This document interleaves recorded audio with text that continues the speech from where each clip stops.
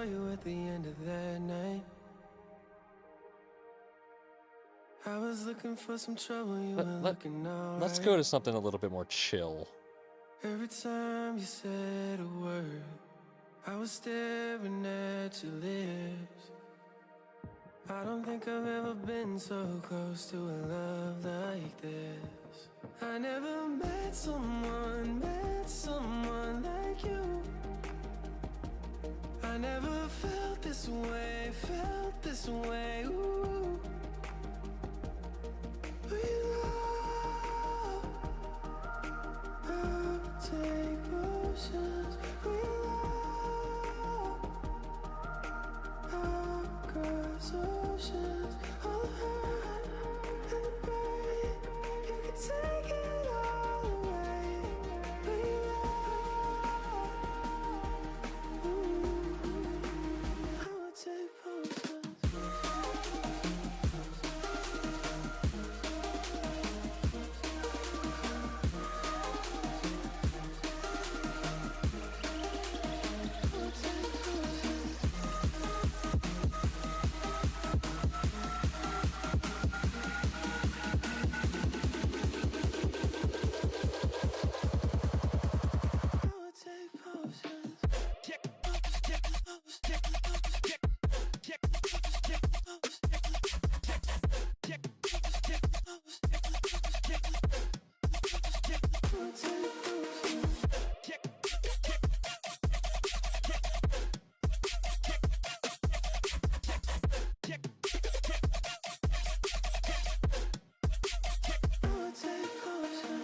Sipping on a little something, I've been sipping too much. I just pour myself a double and I'm thinking about us. Every time I see your face, I think of what I lost. How could all the little moments that we had be so far gone? I never met someone like you. I never felt this way, ooh. We love, I would take potions. We love, I would cross oceans. All the hurt and the pain, you could take it all away. We love, I would take potions.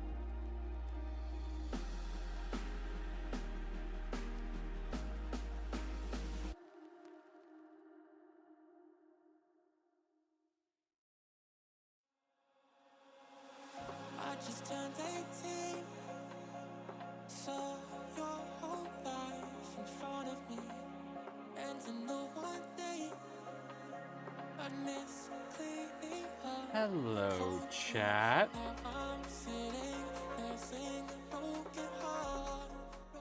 Hi. How's it going? Let's see. I need to do a sound check real quick, so give me one moment. So if you hear echoing, I apologize. Let's see. Okay. I think we just need to lower the volume of the music a tiny bit. We should be good. We'll go back over to that real quick. Just drop it right there, and that should be good. You guys should be able to hear it, and should not be overbearing. Hello, everybody. How's it going? Sorry for not streaming on Friday. I was really fucking sick. I don't know what happened. My stomach was just a disaster. I didn't know what I ate. I didn't eat anything bad, but yeah, no, it was just... I felt like shit. And, so I just laid down all day. How's it? You know, it's okay sometimes to feel bad. It's fine. I literally laid there, and for the next, straight up, for the next 2 days, I just drank water. I did not drink or eat anything. I just drank water. I felt better after day 2. Yesterday I still felt like super fucking groggy, but you know, that's what happens when you don't eat anything for 2 days. It's just life, man. That's just life. But hey, I'm alive. I'm not dead. This spool is... What has happened here? Oh, I see. Whoops. Did I actually do that? Did I seriously do that? Oh yeah, I did. Oh, this got so low to the point where I accidentally just I used the wrong end of the filament. Whoops. Sounds like GLP-1 induced. That I don't know, man. But I don't have GLP-1, so I haven't taken Ozempic or anything. So I don't know. I think I know what it is, and I really hate the fact that it's back. So if you aren't familiar, there is a bacteria called H. pylori. H. pylori is a common bacterial infection to the point where, oops, that fell. 50% of the population within the United States has H. pylori infection. Most of them don't know, because most of them don't show symptoms. H. pylori is just one of those bacteria that lives in your gut that just kind of, it's usually okay. But when it flares up and like becomes the more prominent bacteria, then it can become problematic. It can cause stomach ulcers, and it's not great. For me, it makes me fart a lot. And let's just say, the past few days has just been stinky. So I have to go see a gastrointestinal doctor to be like, hey, do I have this again? And find out whether or not I do. And if I do, okay, cool. We know what to do. We know how to fix that. But hopefully I don't. Hopefully it's something else. We'll find out. But hey, guess what? I now am back in the habit of drinking a ton of water. So cheers, stay hydrated. That's very good. Not sponsored by LTT, but I do love the designs. Okay, so, you know, I got a couple announcements. Let's see, what can I share? What can I actually share right now? There's gonna be a few changes within the next couple weeks to the streams. Just a few. I am getting a new job. So I'm currently going to be quitting my current job, which is awesome. If you saw, sorry, my head is very scratchy.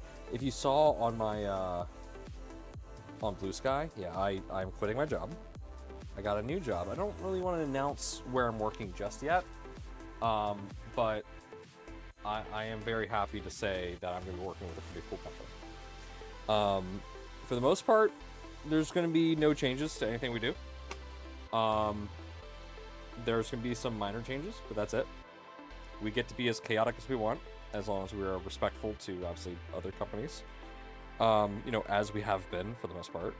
And yeah, as long as we're cool, we're cool, and there's no problem at all. So that's awesome.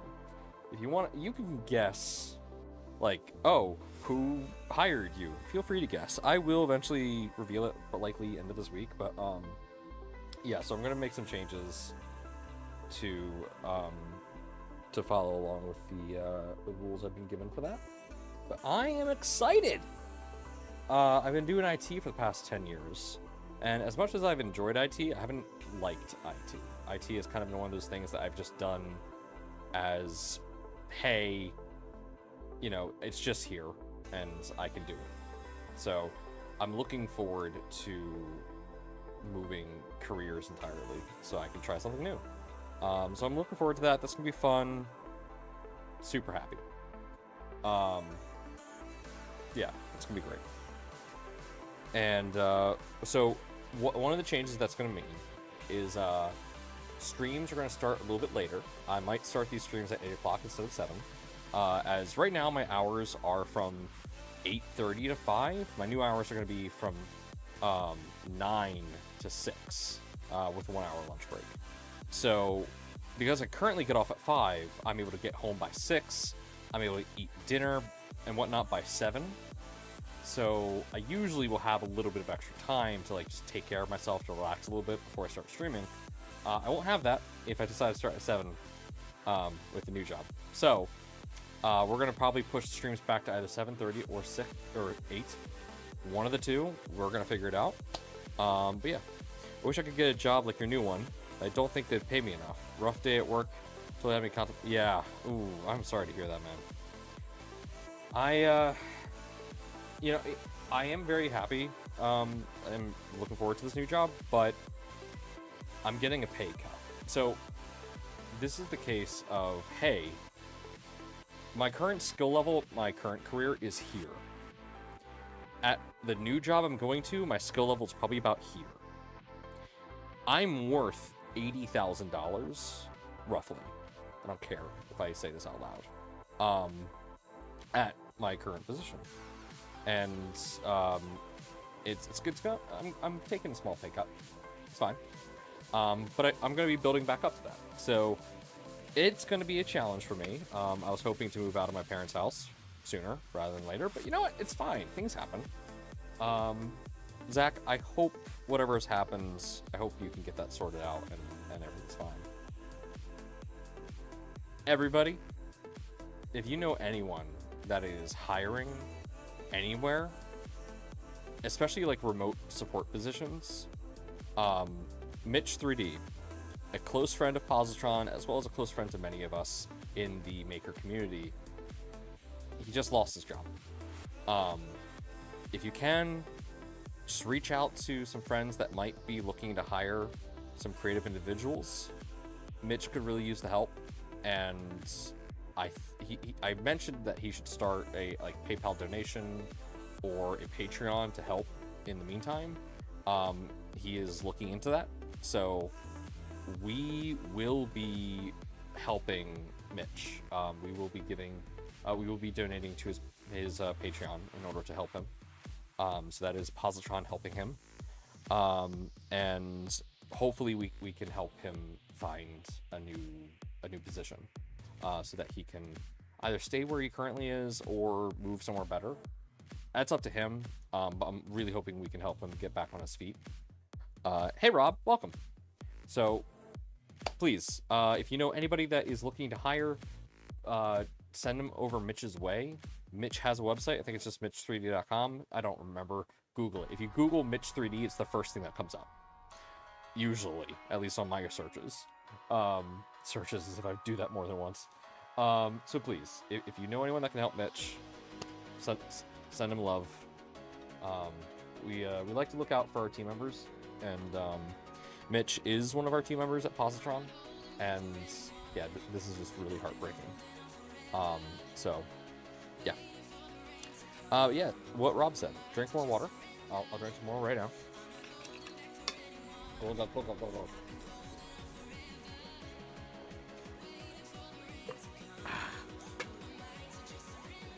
Love water. Water's good.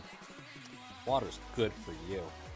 Okay, so a catch up on everything we've done so far. So we are almost done with this Positron. So let's go ahead and move over to the live scene. Nope, that's the one with RDP that I don't want. There we go. All right, so let's go ahead and top camera, zoom out a tiny bit. Yep, okay, that works. Alright, so, actually, I can't really get it underneath the camera the way I want it to, so yeah, right here is fine. Yeah, that's gonna be okay. There we go. Okay, yeah, that's fine. I'm not a fan of it being like on a slight angle, but I have a webcam. I don't have like a fancy doohickey that lets me slide across the top here. I'm not an Alan Mandic. We love Alan. There we go. Hello, it's my face. Hi. Okay. So we have everything assembled. We need to work on the x-axis now. Now, everything else is built, so everything else is good and ready. Extruder is moving beautifully, so that's great. So let's go ahead and take this off. So this is where we're going to go ahead and start actually reading the instructions again. Let's see here. I put a box of parts somewhere.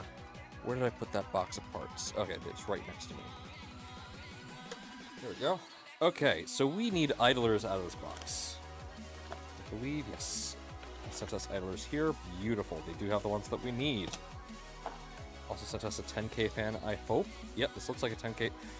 This is a 2-wire 10K fan, bastard. Now, we love Jason. We love Jason. It is not the fan that we were hoping for, but it is the fan that we will use. Potentially. I am going to see if I have any spare 10K fans. I burnt out 2 of them, so I don't know if I actually do. That is my problem. But I'll figure it out, chat. Yeah, so this is a 10K fan from when we first started doing them. This does not have a tachometer. This is a 2-wire, but the fan header on the toolhead board accepts a 3-wire, so this won't work. These we previously burnt out, so I don't know if these work at all. They might work. They might have cooled down enough to work again. So these may work. It could have just been a temporary burnout for overheating. We will find out. We will test those. So I have this one. That one is not a 10K fan. This, I believe, let's see here. Yeah, there's no info on this. I think this is our older 5K fan. I don't remember. But you know what this is a great time for? Let's go ahead and grab our test bed. And let this be our first test on the test bench. Shall it? Alright, let's see here. Do I actually have... Okay, I have an SD card in here. Does it have Positron on it? Ooh, I don't have anything with Positron on it right now. Fuck. Okay. Shoot. I need to flash an image. So I'll be right back. Glass bed on this or aluminum? This will be a glass bed, because this is an alpha, and I'm sending it to one of our alpha testers. So we've rebuilt it. This is going to get a good glass bed, and we're going to send it back to him. All right, this is a 32 gig SanDisk. Let's go flash Positron onto this. I will be right back. So you guys are going to have a wonderful backdrop of nothing for a moment, as I go ahead and install Positron on this. Okay, I need Belina.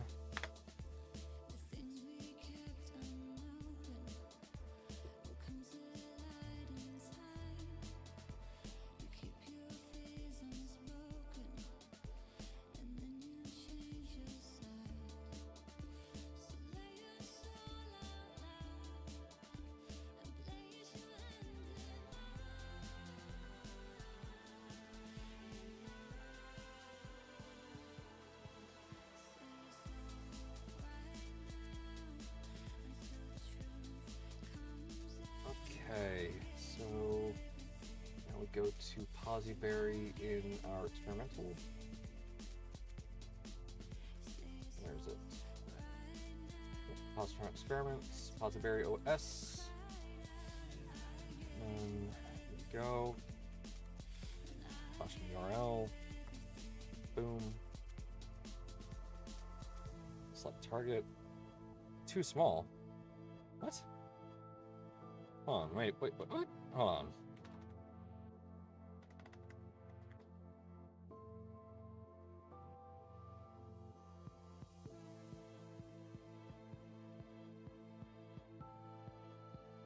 $31 meg. What? Hold on. This is a 32 gig. Why is it only reading as 31? What?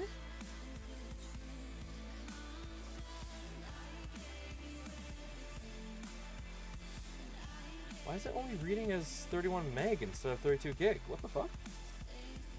Okay. CMD. Disk part. List disk. Sell. What the hell? Okay, I'm not using that SD card then. That SD card is forked. Actually, wow, that's warm. What the hell? It's weird. Okay, different SD card then. I have this Lexar, blue Lexar. We'll check that out in a moment. Let's grab a new Lexar. 32 gigs are so cheap now that I just dropped one. And my immediate reaction is, oh well, I dropped one, whatever. Let's find it, let's pull another one out. Okay, seriously, where did that one I just dropped go? Well, okay, I may actually have to just ignore the fact that I just dropped one. Man, behind the scenes of Nomad is entertaining, isn't it? Come on. Give me the SD card. Just give it to me. It's like I'm fighting with a dog. It's just a piece of plastic. There we go. Thank you.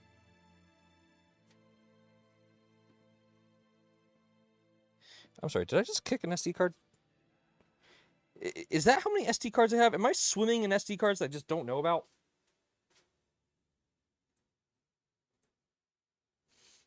Okay.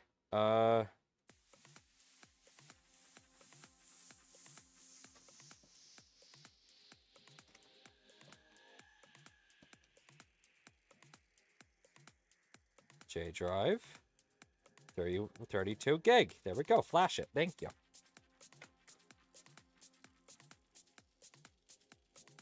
Okay, that's doing its thing now. Sorry about that. I'm back.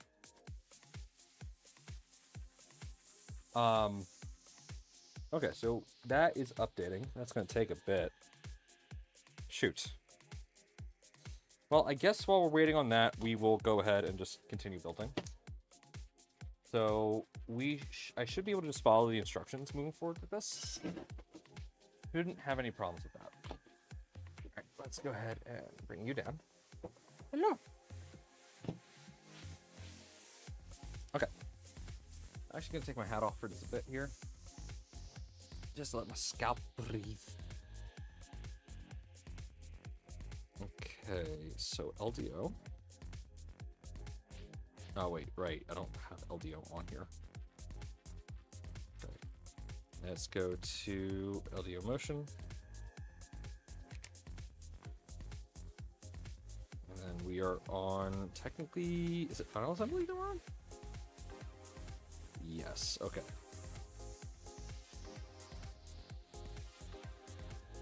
Yep, already did that. Yep. All right, here we are.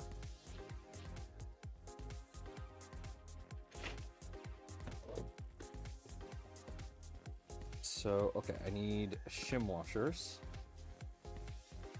3x6 by 0.5. You guys. Okay, I got plenty. Cool. Cool. Okay. I need 3mm idlers, so these guys.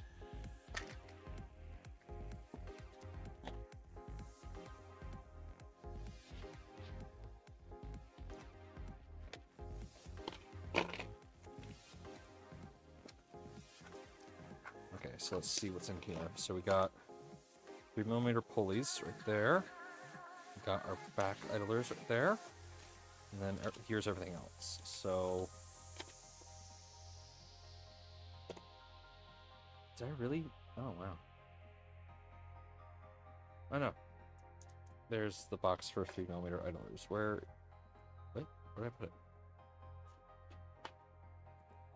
Oh, whatever.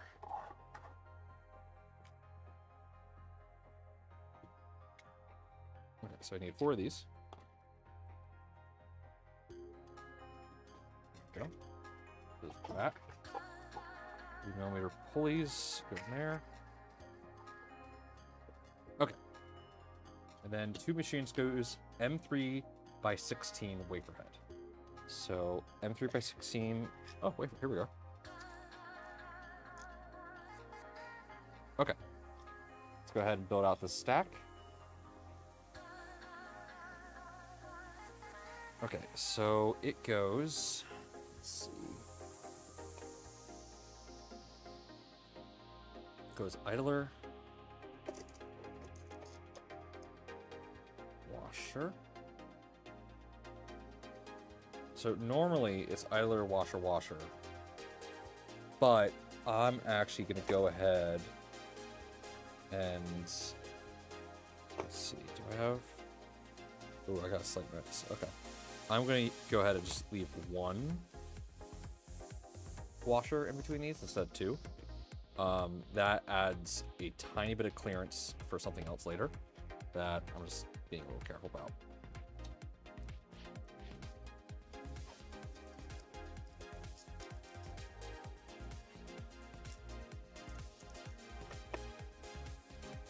If you're following along, you should be fine. You should be able to do that, no problem.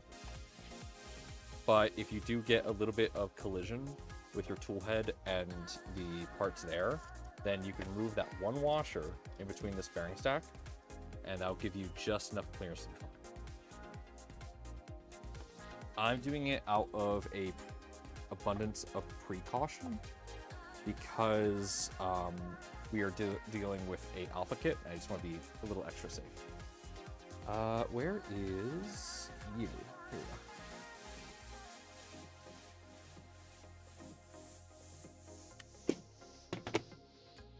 Let's see, I believe it was this one. Yep.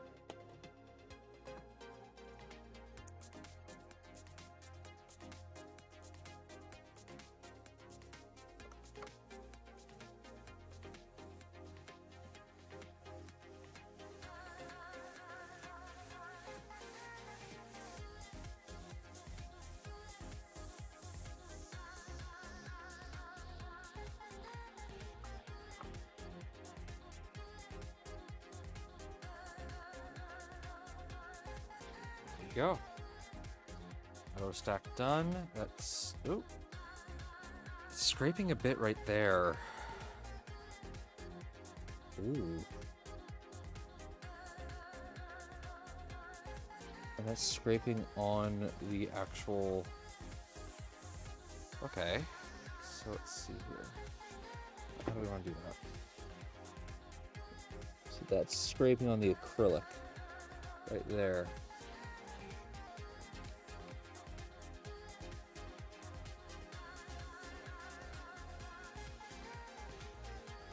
I mean, with the right setting, it's not going to care about that at all, and it's just going to print no problem.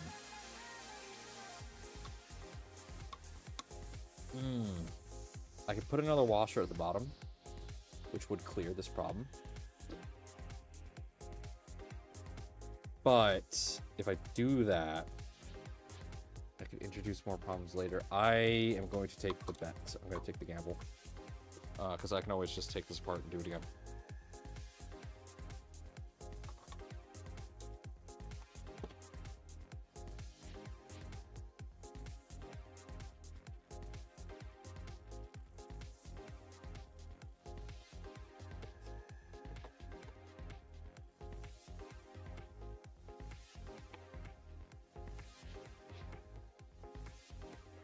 Go.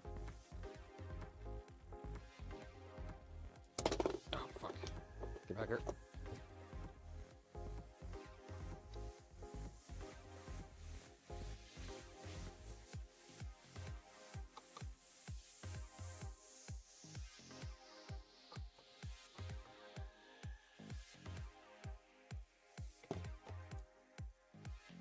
Hopefully I don't need too many more of these. I don't have that many. Probably have more somewhere in here. Probably.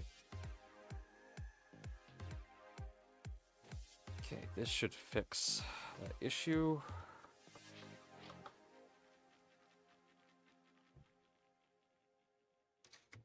Oh yeah, no problem now. Absolutely no issue at all. Cool. Okay. Moving on.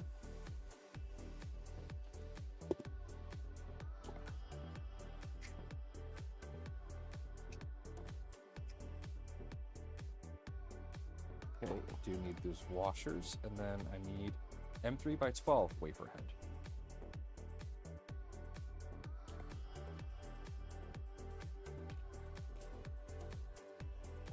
And I need hex female standoff M3x6. That feels empty. Oh no, I got two.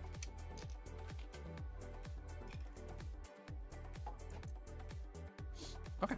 And then I need shim washers. Okay.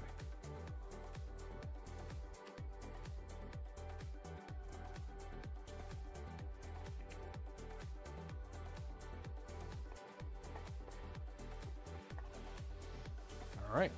So stack goes. Screw. Washer. Then that goes in there. And we put on the nut.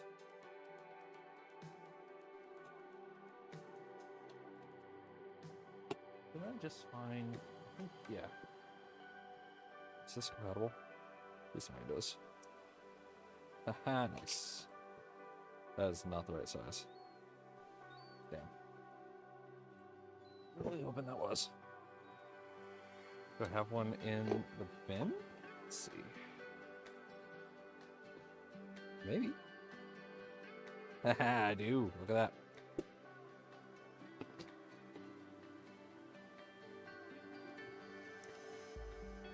When working on the posi kit, we do personally recommend that you do not use socket head for your hex. Because on the tool head board, there's a resistor that you could absolutely break with a socket head tool that is kind of unavoidable.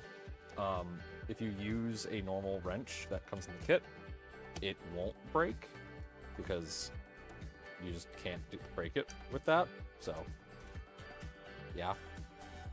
Be careful when using tools that we don't provide, please. There we go.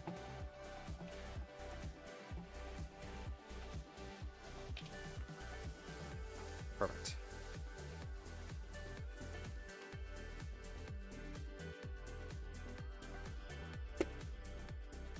Right, moving on. All right, hex meal standoff, 4.75 by 3 by 12 plus 4. By 3 plus 12, here we are. Look at that, I have just enough. 3.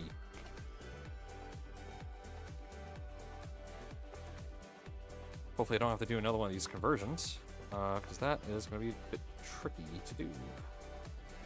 I'm going to have to do another one of these conversions, I know. I may have to ask Jason for another kit. It's a sacrifice.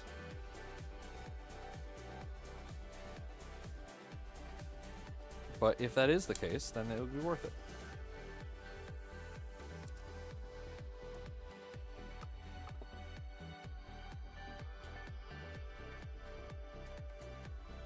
Okay, hopefully that's straight.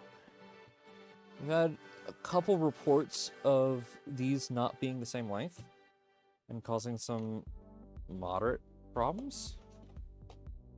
My biggest concern is that this is an alpha kit, so I can't say for certain if it is.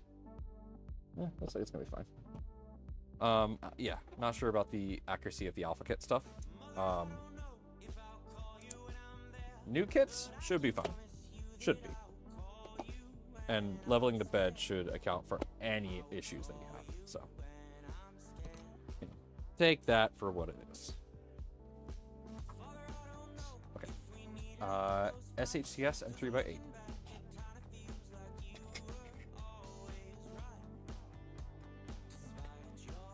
Dun, dun, dun. You've done so crazy.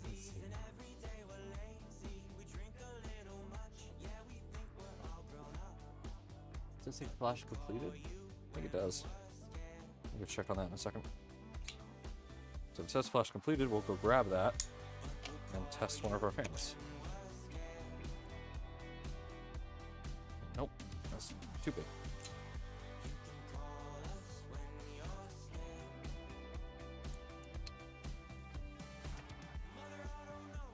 Nope, too big. Love how I have all these that are mostly for positron size, but some just aren't. Why is that not closing? What the? Oh, weird. Okay.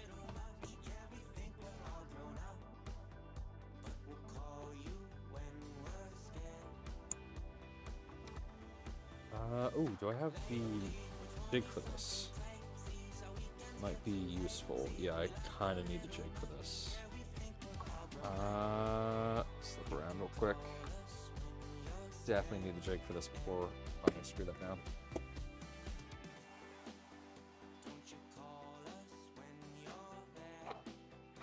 Oh, here it is. Cool.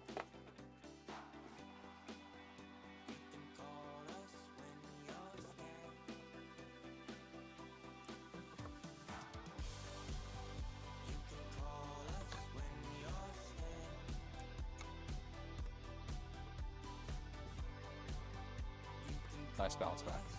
Don't do that, by the way. What I'm doing right there, dude. That's fine, because you're bumping the thing into the plastic part. Don't do that, because that's metal on metal. That's not cool. That's nice and loose. Nice. All right.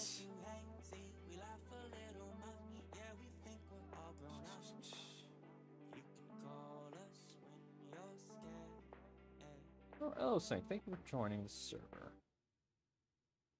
Do appreciate it.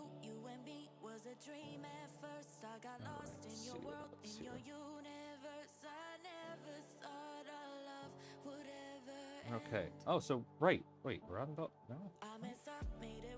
Right. Ooh. Oh, so I actually have the belt. Still check here. Just realized I may not have the belt. It's fine. I got plenty of security belt.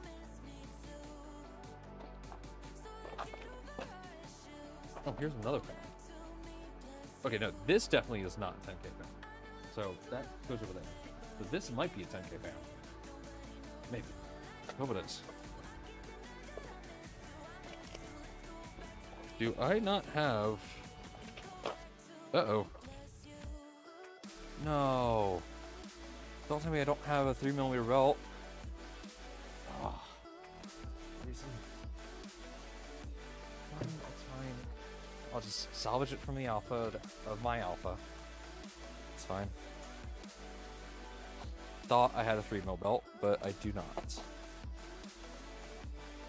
That was bound to happen.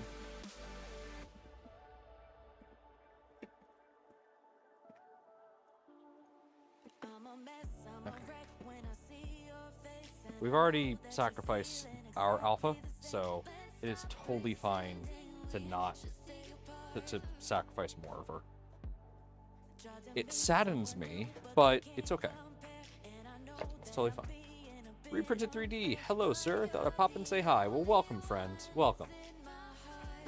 How are you doing today, sir? Okay, so...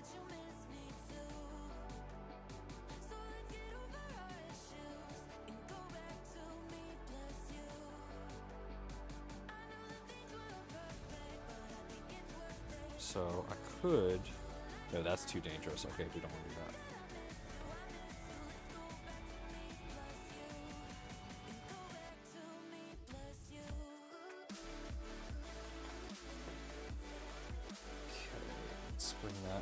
under. So my recommendation for people that need to do this is to start underneath, towards the back here, right at this U-turn. Because once you do this U-turn, the belt routing is symmetrical, which makes this part a lot easier. Still working on your build? Yes, that's right. Well, hopefully, watching this can help a bit, and I can give you a few pointers. Like, one pointer, if you want to avoid some future VFAs, twist this belt so that the flat part at this junction is up against the idlers. And then after you do that, let's see here how to just do that. Oh wait, no, that is supposed to be like that anyway. Never mind. At that point, it's meant to be flat on flat already. At this point, here we go. So let me just pull this back through. Okay.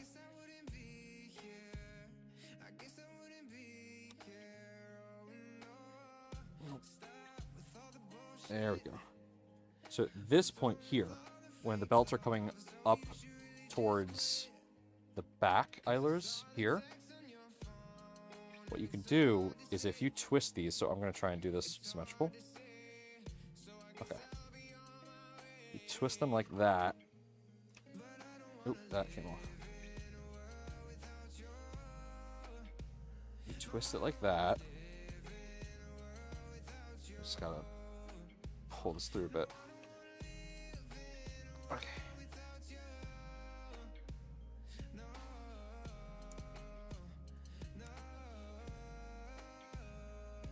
we go. That's going to help reduce some VFAs by having the flat part of the belt be on there. And then it comes back over here. Again, flat part and flat. Twist it here. Boom.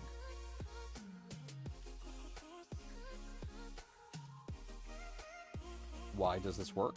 Well, actually, yeah, twist it here. This works because for the most part, the parts that we just twisted are lengths of the, sorry, I need to think. So, rotate like that, okay. Are static lengths of the actual belt itself. So, ooh, actually have, ooh, what's that? What's that? Why is that belt behaving like that?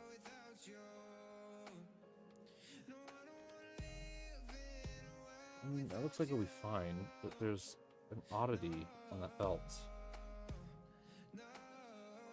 It'll be fine. I'm just overthinking it. Once it's tensioned, it won't matter. Haven't got to the belts yet. Just put the carbon fiber panel. Oh, nice. Well, you're getting far. You're getting pretty far, friend. Ooh. That doesn't feel too good.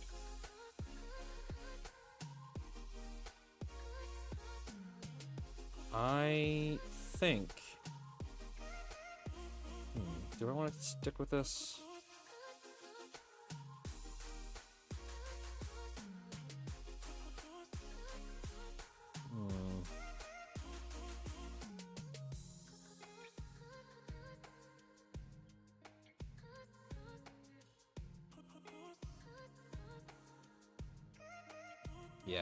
Yeah, I will. Yeah, so doing it this way just keeps the flat part of the belt of the flat idlers. And that just makes things easier. You can get 3mm, or I believe Joe printed his idlers with teeth so that his are just a little bit more forgiving. Okay, time for the fun part, which is, this is one of the more difficult parts of the build, which is getting this belt while under tension, at least slight tension, getting this into this block here. If your tolerances on your printed parts are too tight, this is just going to be a pain in the ass, and there's really nothing to do about it, aside from, you know, print it slightly larger. So that's always fun. It's one of those things that we've tried to redesign this, but we've tried to redesign this, but every time we have, it's just not enough tension to actually hold the belts in, and so they rip out. So it's like, man, what we have works pretty well. It's not the best, but it works decently. So it's been low on our priority list to fix. As well, in regards to the idlers, it's not the VFAs that you get can be fixed with the ADXL, so it's not that big of a deal. And swapping out the hardware and the kits is one of the more harder things to do, strangely enough, because if we swap hardware in the kit and LDO isn't using that anymore, that costs the LDO money. So we try to change hardware last. Like, that is the last thing we try to do. If we can avoid making changes to the hardware, that means we save money. But if we have to change any of the hardware, then that costs money. And then additionally, if we change the hardware, that also means that there's incompatibility. So for example, if we change the hardware, people who have an earlier kit may not have compatible hardware needed to do an upgrade release. So if we make sure that we keep the hardware exactly the same for as long as possible, then we can actually make sure that anything we design works for all levels of hardware that are currently available. Is that a good solution?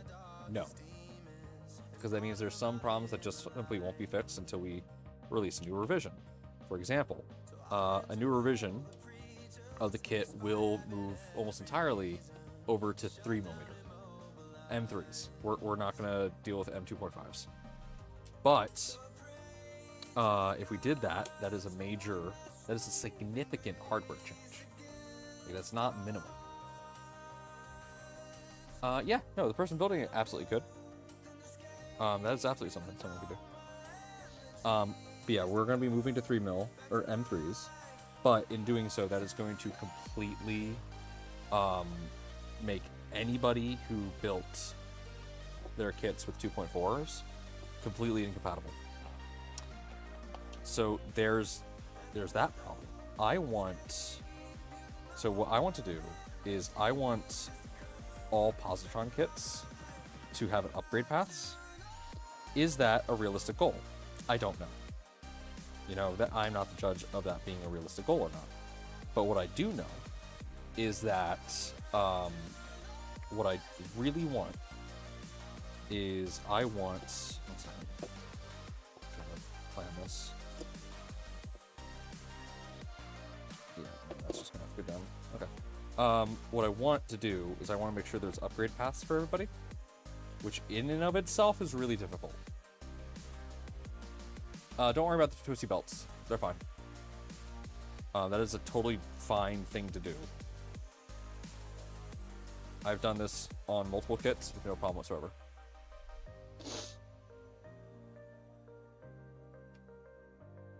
It's something that we just do, and it works out great. Sorry, I got a little sniffles. It's my live stream sniffles.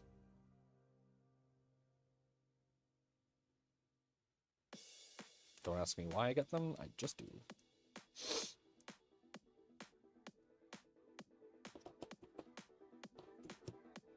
Alright, there we go. Just have to rebuild that hot end real quick. Yeah, right? Dude. Again, whatever I had, that fucking sucked over the weekend, man. No, I got home, felt phenomenal. Just quit my job. And then all of a sudden, hey, body, what's going on? Why are we feeling like shit, body? My body's like, well, guess what, buddy? We are sick. And you're about to feel like absolute shit. I'm like, oh, wonderful. Great. And so I did. Felt like terrible. Absolute shit. Is this hot end the right way around? Yeah. Yeah. That's the right way, right? Yeah. That's fine. That's good. Why is this not working?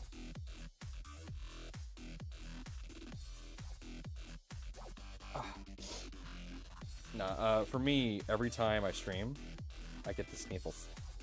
Don't know why. I just do. Okay, let's do it this way.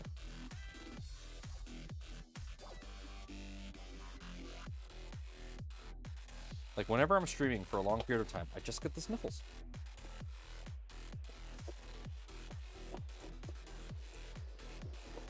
It's probably because of the amount of dust in my fucking basement.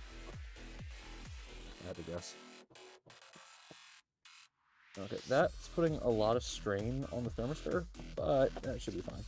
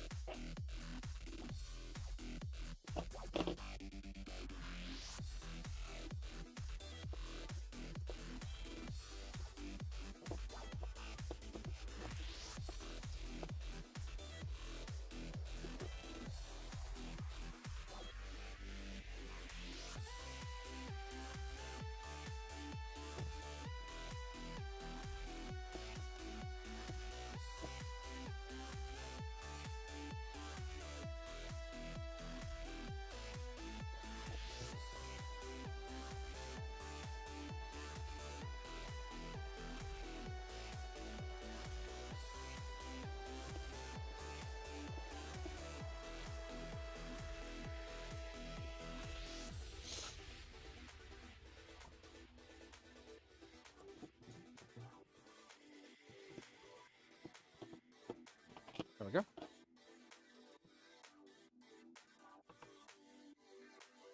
All the cables are up here, which is good. That's what we want. Perfect. Awesome. Amazing. Okay, bring that over here.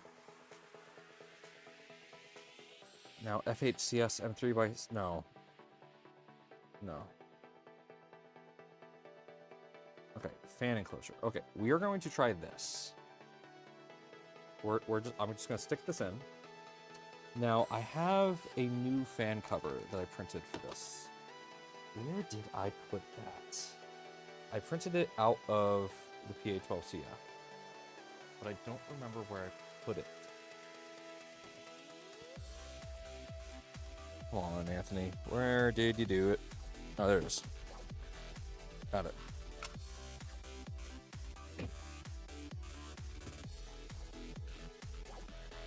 Okay.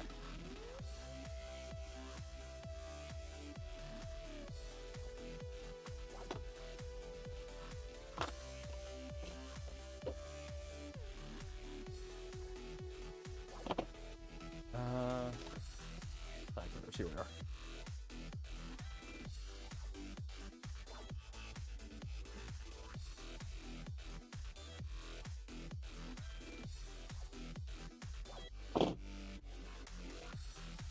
Alright, that didn't work as well as I had hoped, but whatever.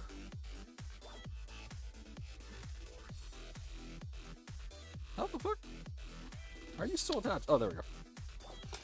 Okay, now we can clean it up.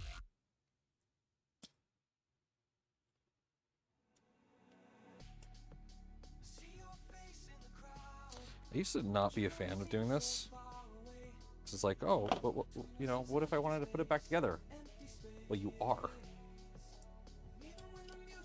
Just not in the way you were expecting it.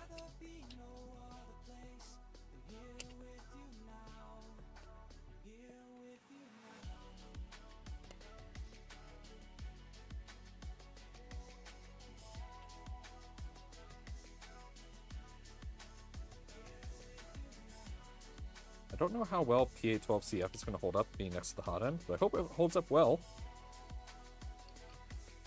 It doesn't really have much of a choice. Why is that not... That's not sitting flush. Why?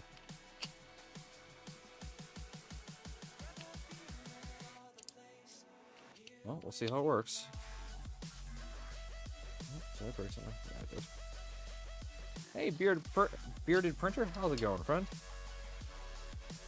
Once again, ladies and gentlemen, if you did not hear the news, our friend Mitch 3D has unfortunately, lost his job.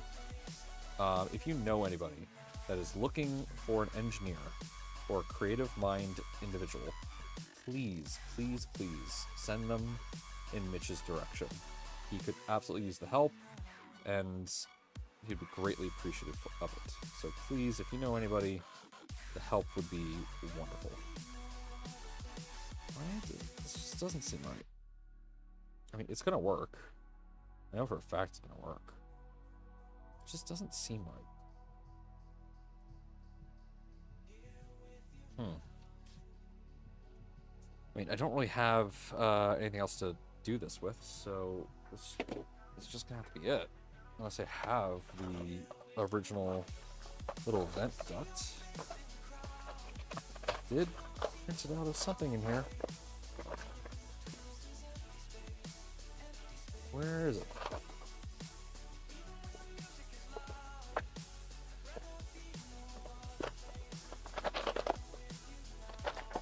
Should I, separate the frickin' baggies from everything else? Absolutely. Am I going to? Hell no.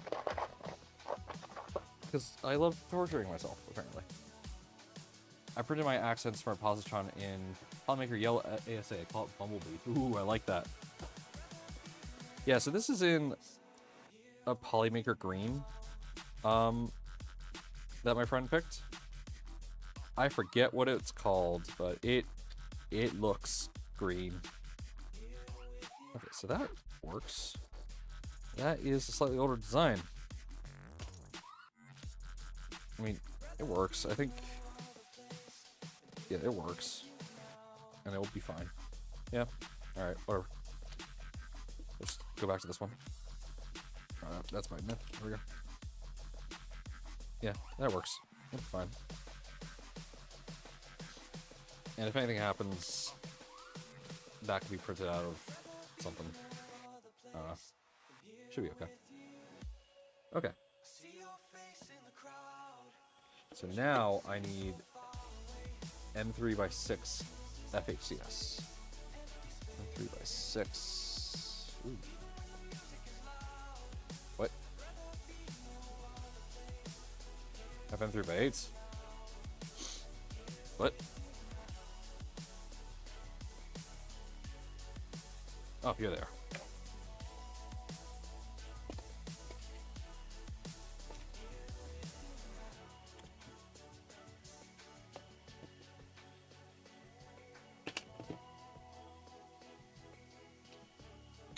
I didn't start getting organized with my bags until towards the end of my build.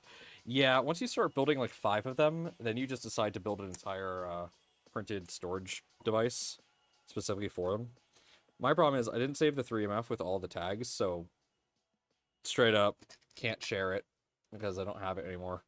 I'm going to pick like a favored screw organizer system and do all the labels for that so that you can actually organize everything. The only downside for those organizers is well, if this is your first printer, then you can't print organizers. But I'll find something that can be printed on like a Prusa mini plate so that it could fit the Positron. So if you have a Positron, you can print your organizer for another Positron. So what's that?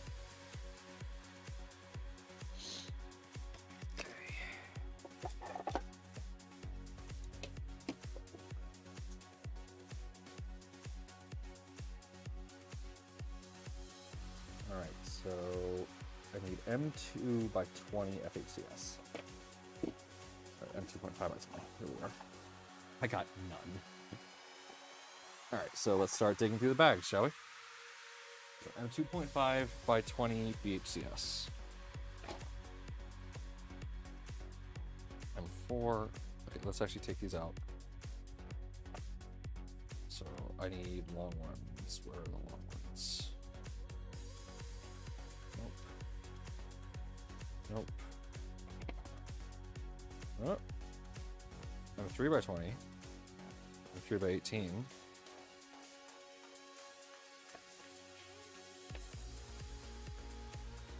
.5 by 12.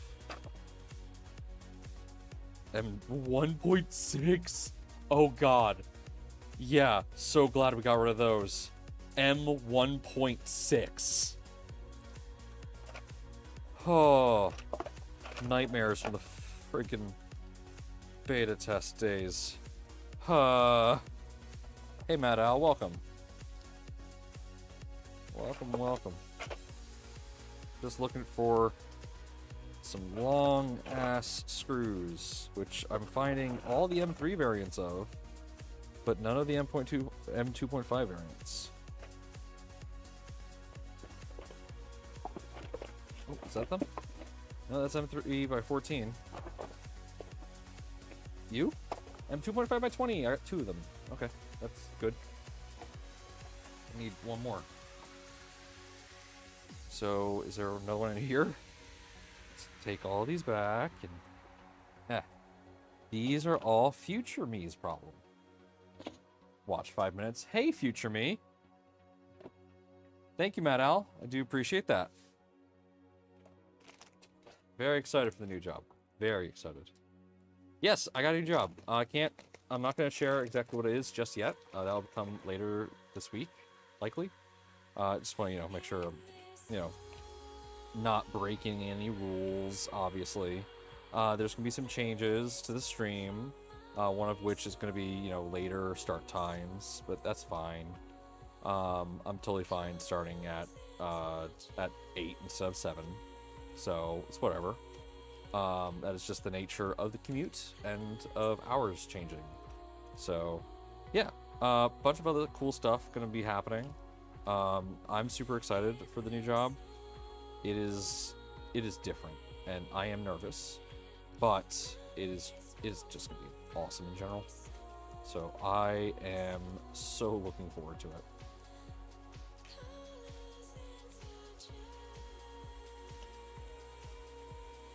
Okay, problem. I don't know if I have the screws. That'd be... Okay, oh no. Okay, I'm gonna have to start digging around here. I need one more M2.5 by 20. I don't see M2.5 by 20.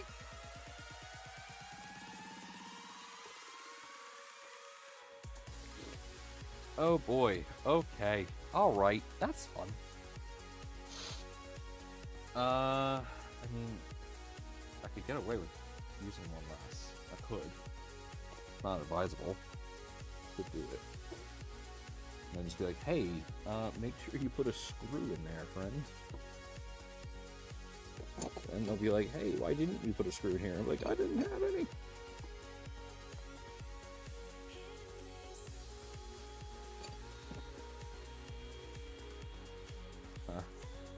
Okay. Look around over here. I have to have something. I've built so many of these, you'd think I would. But I'm not seeing anything. M3 by 16. Like, I'm seeing plenty. Oh wait, here. Did these have anything in them? Let's check. LVOP screen. That's the screen. It's the screen, indeed.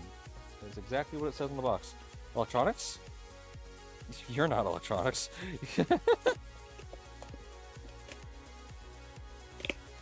M2.5 by 20. M2.5 by 20.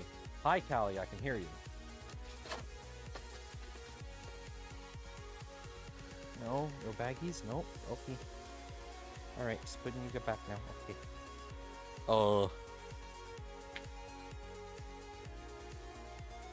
Okay. Neat. This is the nature of when you are rebuilding a toolkit from alpha, and your alpha just did not have everything determined. We used to have an M2.5 by like 22 or something for one of these screws, and we decided, oh, that's not needed anymore. So that is one of the problems that we're encountering currently. It's fine. We'll be fine. Is it a little annoying? Yes. Will we be okay? Yes, we'll be fine.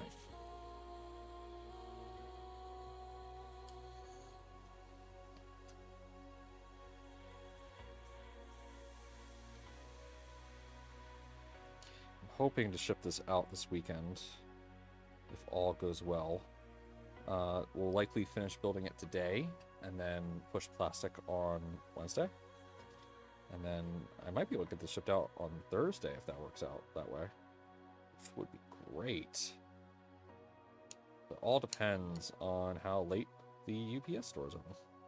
Or USPS, whichever. Okay. So there we go.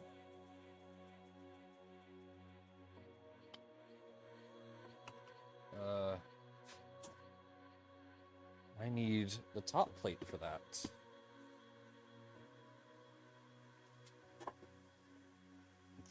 Is the top plate not in? Oh. Okay. All right. All right. Borrowing.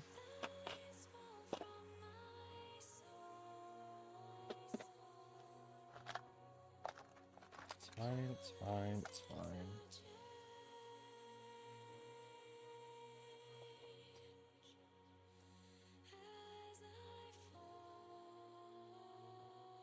M3x20s.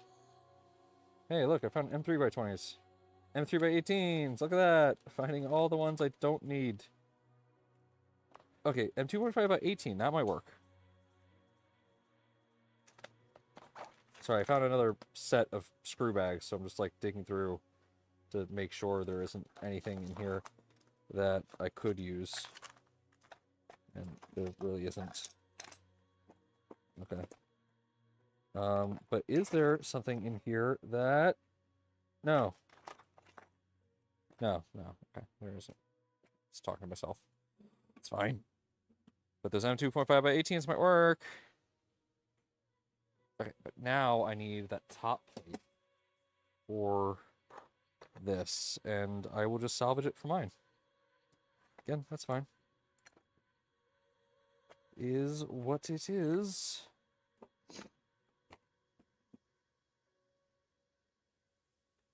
Here we go. Music stop. I think the music stop. Yep, music stop.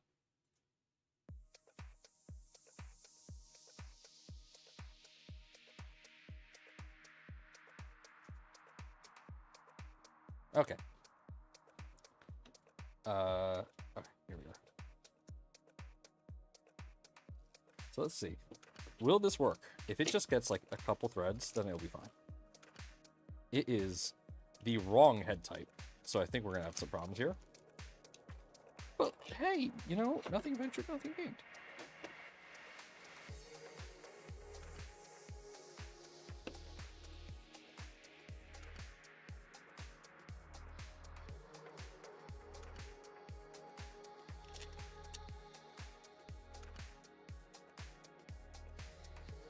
There's just like one thread poking through.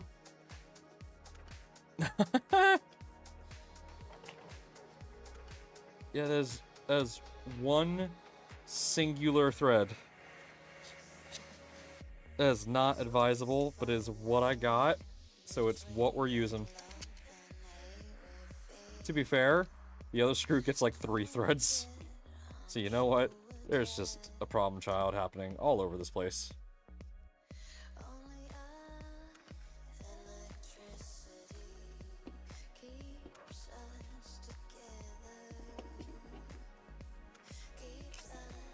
Okay, so yeah, we're just gonna have to deal with that.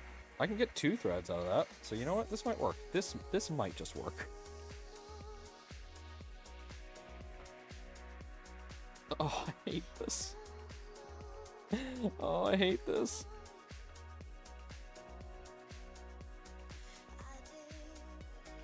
It threaded. No, it didn't.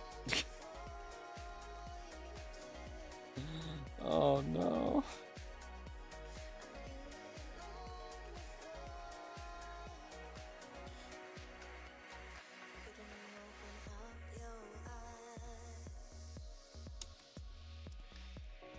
All right, come on. You gotta find that screw. Find your place. Why can't you find your place? Please tell me this base plate is not different. That would really suck if it is.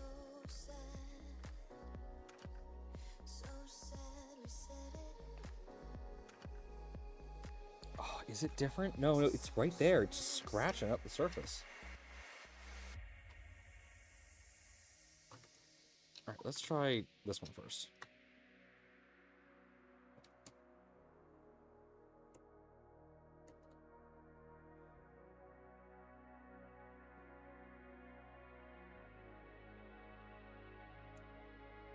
Why is that not going in?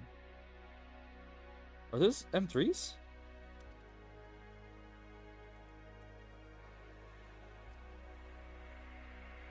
Wait, what? That was an M2. That's it. What? That's the question. What the fuck?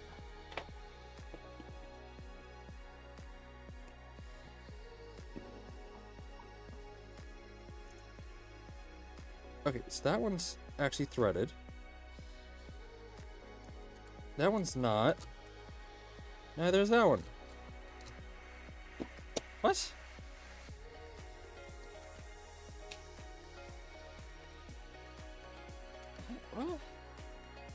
What? Why is that not threaded?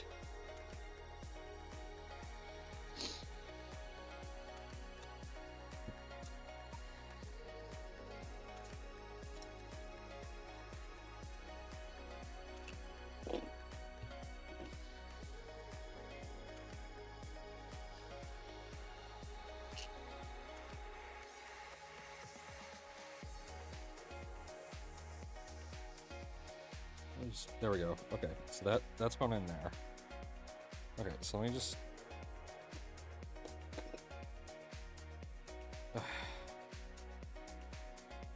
So let's try not to move that. It just moved. Great. That's fine. It's fine. That's fine.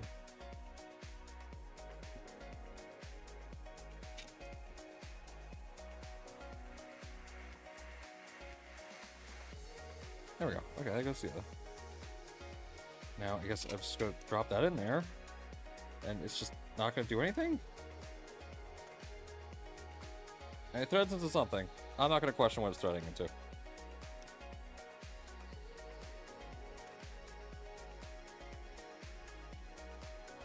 That does nothing. This literally is doing nothing. This one right here.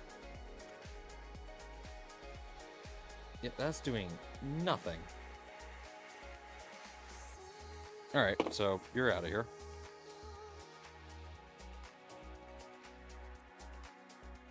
Yeah, that did nothing. I guess this used to be what it threaded into. Oh, you know what? Now that I remember it, yeah, there's heat set inserts in here on the green part at the bottom here, but we don't use those anymore. So now everything's gonna be clamped by that. Alright, I mean, it'll work. I will stress test this and make sure that doesn't cause any issues. There's nothing I can do aside from add heat set inserts to the base of that, which I can, and I probably will do. But, I mean, with the pressure of these screws being in place and that screw being in place, these should not go undone. So this should still be sandwiched, for the most part. So it should be fine. Should be. So, it's whatever. Okay.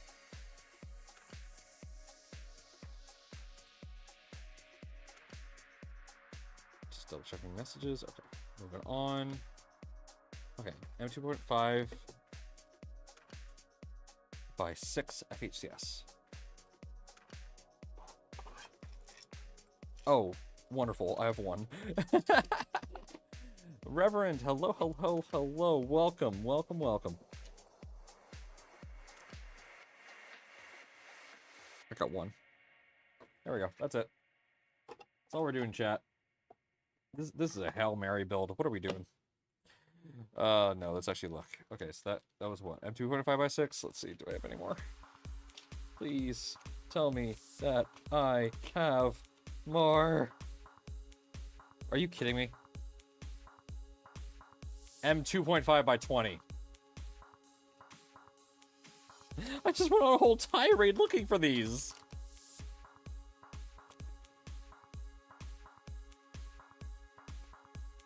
There you go, buddy. You get another pretend one. You get another one that's pretending to do work that does absolutely nothing. Don't you feel special? Oh my god. Okay. 2.5x6 FHCS. 2.5x6 FHCS. No, not in here. Okay. You'd think after I found a screw, I would take it and then put it in the bins. No, that's not how we do things here. That's logical. That makes too much sense. What are you, some kind of sense maker? That's M2x6. I don't need M2s. Oh man, why do we have so many cursed fasteners? I'm so glad we killed those from the kit. Oh, there's so many M2s. There was so many M2s, man. If you think, like, it is a problem with potentially stripping screws now, just imagine what it was like when we had a buttload of M2s instead of M2.5s.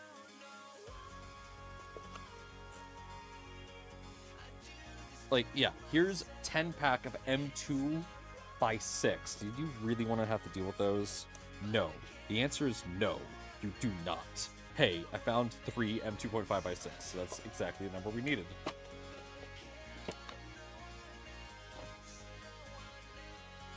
I'm so glad we're almost done with this.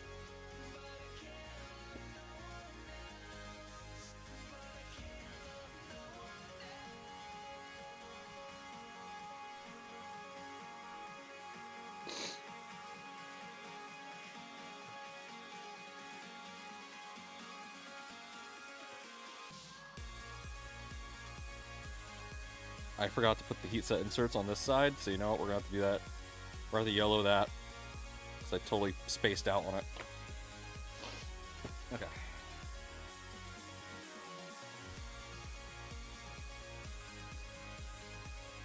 Okay, yeah, I need to put those in now. Okay, so I have to figure out which ones actually fit in there. I believe this is, yeah, M2.5. So let's go ahead and toss this on its side. What the? Get out of there. Ooh. Uh-oh. Yep, that's what I was worried about. So that's colliding now. Yeah, because those are way too tall.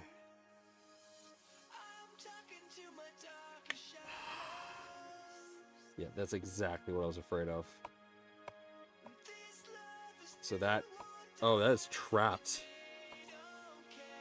Oh man, that is trapped. Uh-oh. How did I manage that? Oh, I just screwed myself, didn't I? I have just enough space to get to this one.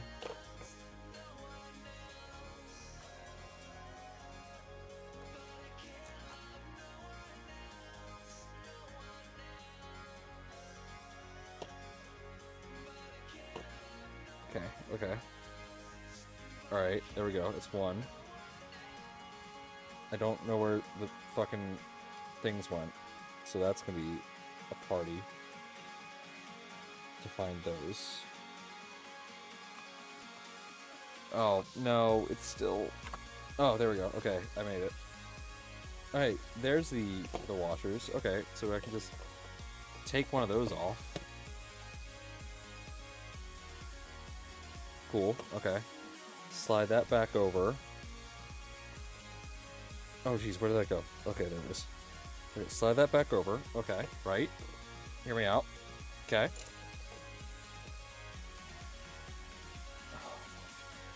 Okay. Okay, hold on. Okay. Oh no. So, around there. Yeah. Yeah. Okay. Okay, pull tension.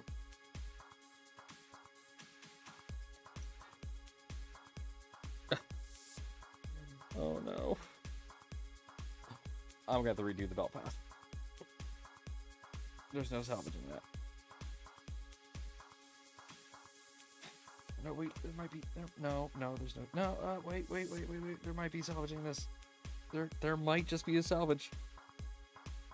Okay, hold on. So that twists there. Oh, okay. Oh. We may have salvaged this.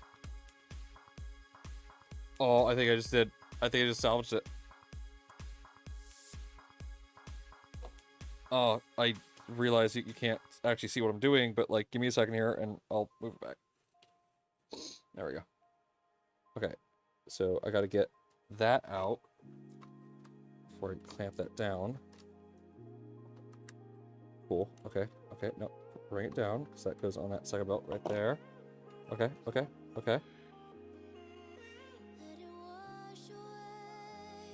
There we go. Look at that.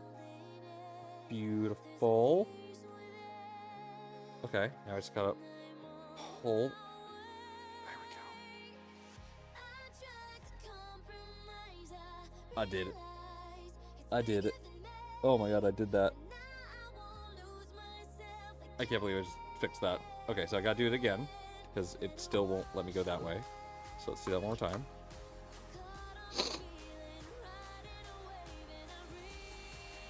Okay, we lost tension again. That's normal. It's fine. Everything's okay. Okay.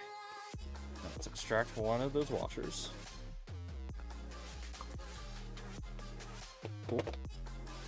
Line that washer back up. Okay. Pull that out. Put that over. Slide that in. Thread a tiny bit. We'll pull it out.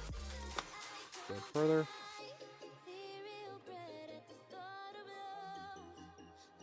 Cool. Alright, add this back on the bottom. And this, pull. Okay.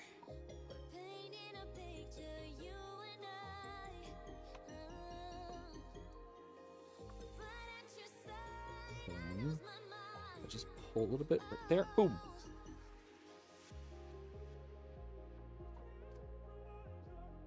Now I just gotta make sure everything is twisted correctly.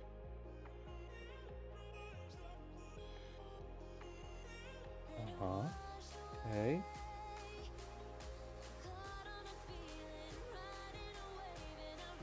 Yeah. Okay, we're good. We did it. We replaced the bearing stack. It does get a little tight up here, but you know what? That's just gonna have to work itself out. It's fine. Alright, there we go. We just redid the belt path twice. Be proud of us. We did good. Ooh, yeah, right there. Ooh, the idlers just don't want to move. Ooh. Oh, this is so weird and problematic. That could cause a problem. Like a significant problem. And I don't know what to do about it. I mean, I think the solution is to just tighten these as much as possible, right? And then hope that it works itself out. I think that's just the solution I have to go with. Okay, there was a screw that I left out here. Well, that is something that just happened. Cool. I just threw a bunch of little standoffs all over the place. That was great. Okay, this is M3x3, so this should just kind of button onto there. All right, that's a Phillips head.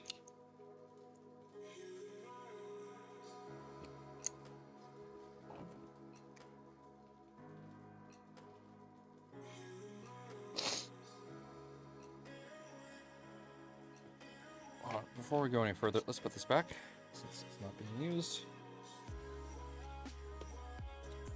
Put it away, don't put it down. Where did I put, oh, there it is. Okay.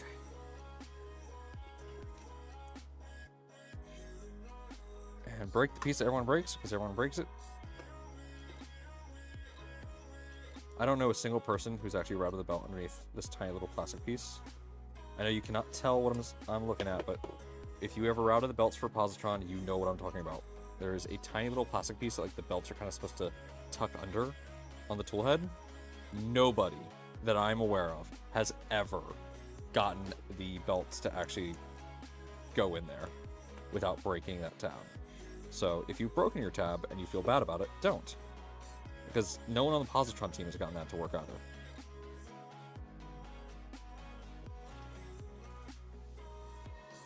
Alright, come on. I want this to work because I don't have the washers to do this.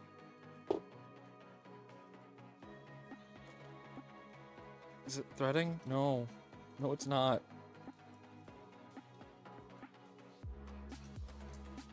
What if I try that way?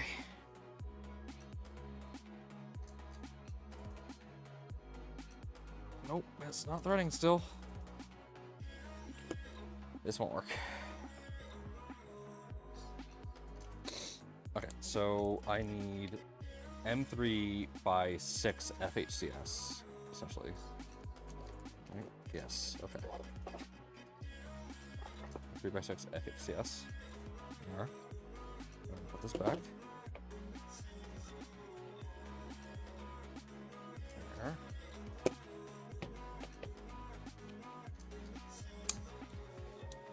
I do, for the LCT precision screwdriver, I love that there's bit storage in the back. I love that. That is very, very useful. Alright, I better have washers in here. I have washers elsewhere, so if I have to source washers, I can. It's not that big of a deal. Oh, hey, look. No, they're too small.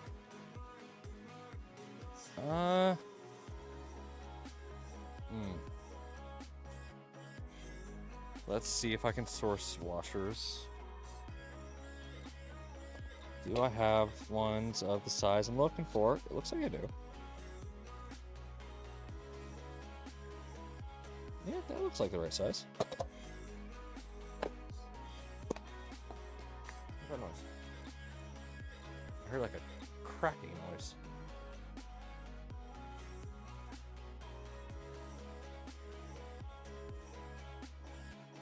Pile of trash, don't make noises that I'm not familiar with, because I'll just burn you all down. That's a threat. Yeah, that works. Okay, let's do this. Pull that belt out. Push you back. Pull you over. I don't know why that was so difficult. That is taking a lot of force to do.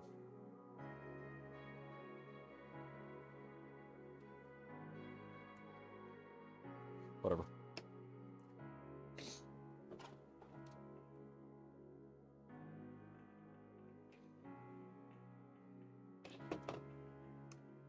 Everything's tight again. Cool.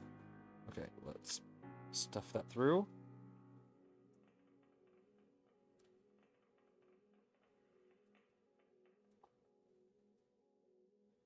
There we go.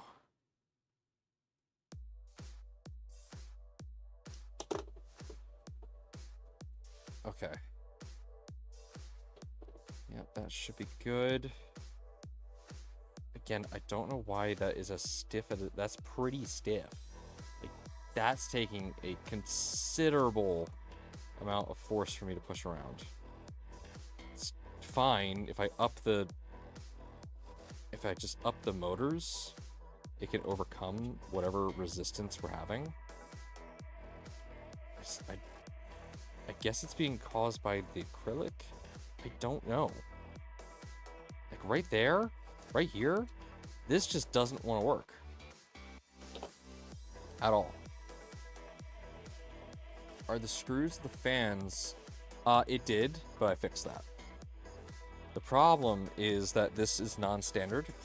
So this has an acrylic panel right here, which is pushing up onto, yeah, this is just bowing up.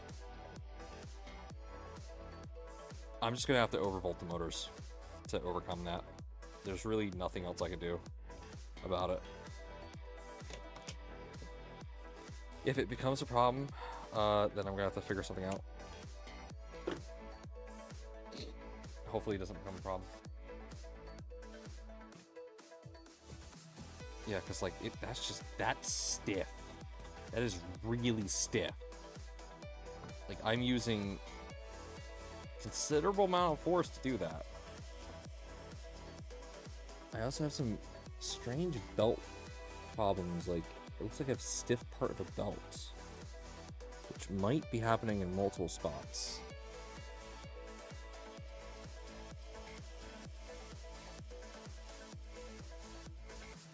I'm sure if we just keep running it, like, what is that?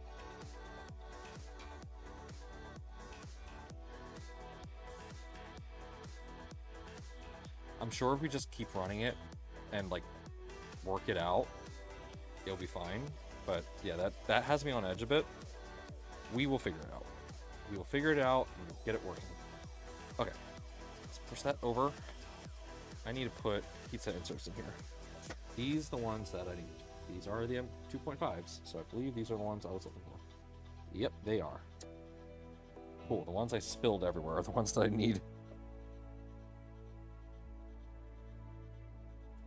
Yeah, so remember, as much as this looks like a 3.2 kit, this is technically a 3.2rc, which means release candidate. So this is not a kit that you actually would buy. This is our alpha kit. This is the kit that we were testing just before we went to full release.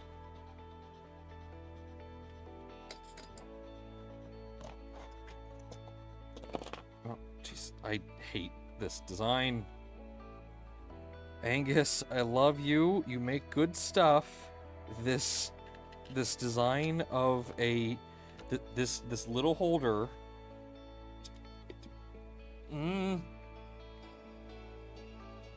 Yes, I can make my own. I have not had the time to do that, and I will be doing that at some point. Because I am just not a fan of this one, man. Okay, the reason I don't like this is this nice little case. It's nice. It works well. When you naturally, for people like me, I hold it like a BlackBerry, where like it flips open like this is the top. You know? So that's how I normally do that. Because that's how I grew up. I grew up on Blackberries and flip phones. So this, how it's designed to be open, is you hold it here, and you go like this. I don't like that. Because again, here's the logo. And yeah, sure. You know, CNC kitchen. Like, it's meant to be held like this, right? Okay, but if I do that, everything spills out. Everything spills out. Like, why would I do it that way? That is arguably the not right way to do that. Everything just spilled out. So, like, man. Not a fan. Like, okay, I guess it's meant to, like, you could... Oh, wait, I see how. It's meant to be a stand.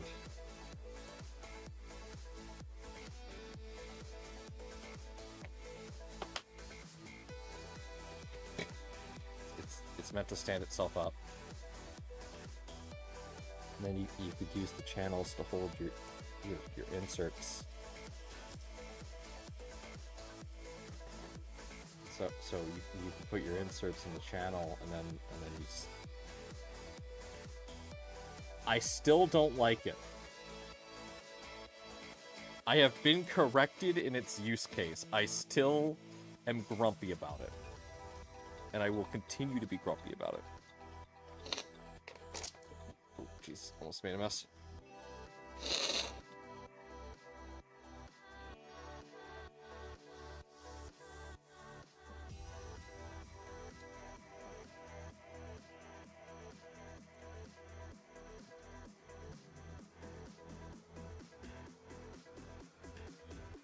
Go. Place.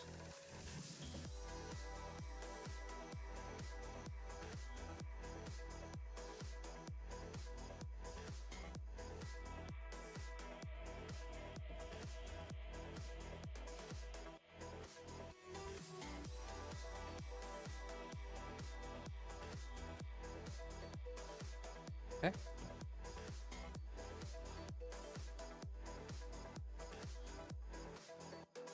Okay, let's be. Oh god! Was literally in the process of saying, let's be careful with this, and I immediately drop it. That on there. Go. That goes in there.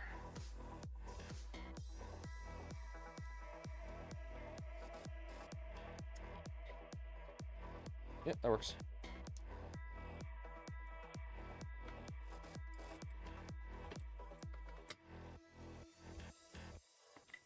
Cool. Okay. Back to our original programming of building this positron. All right, so we need the toolhead board, of which I have now multiple. So let's just pick one. So I need hex female standoff, M2.5 by 4 plus 4. So where did I put those? M2.5 plus 4 plus... Oh, that was a typo when I did that. So that will work. Okay, I need one where it's on the inside. Perfect. Okay. That is the correct one. Okay. You. Yep. It's you. Is it? Yes. Yes. Let's use our stainless steel ones. Less likely to strip these. Don't threaten us with good time. Are the screws on the fan... Oh. Wait, I didn't see that one earlier. Never mind. Bearded, if you're still here, yeah. We had a problem where they were running into that. And I fixed it. So, yay. Ah! Landed in my shoe. If it's gonna land anywhere, at least it's in a place where you're absolutely gonna know it landed. So you know what? Thank you, shoe. Appreciate you doing that. No, this one. Right? Yeah. Okay, so yeah. If you use a socket on this, you risk ripping off R15 resistor. You don't want to do that. That's bad. That's bad. So don't do that. If you can avoid it, don't do that.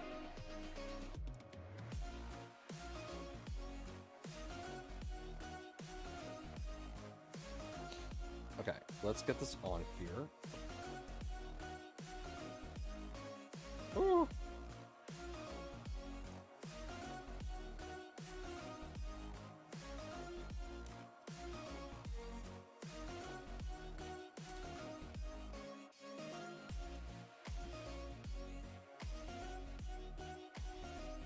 Now, if you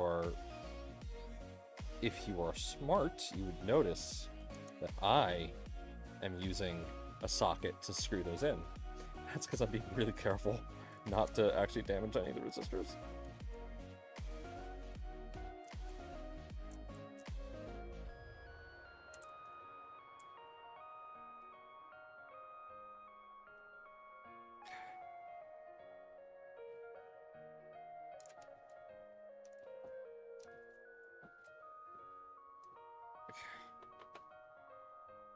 Right, there's a picture showing how I'm supposed to do this. Okay. Yeah, hunting fan across. Wait, that's thermistor. This is hunting fan. Whoops. I was wondering why that was weird. On a fan across, and then those two down. Okay. Go. Put that on. Ooh, oh jeez. Oh jeez.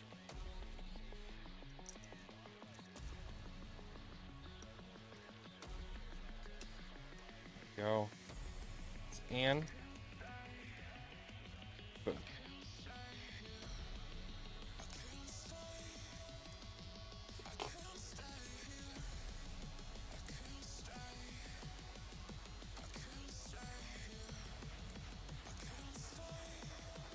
Why is that not? There we go.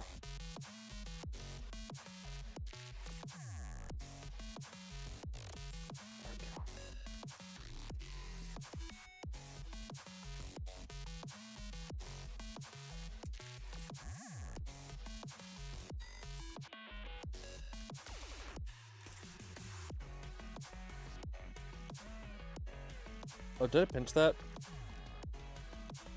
Did I actually pinch that? Uh-oh.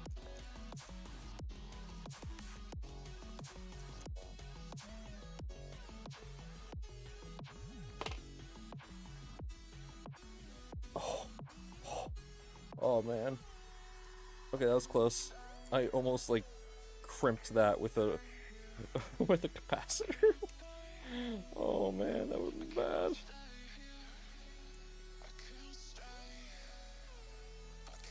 That would have been bad, guys. Pro tip: don't crimp two ends of a cable with a capacitor. That is a bad time waiting to happen right there.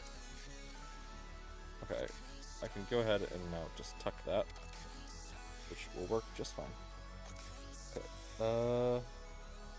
Part cooling fan, hot fan.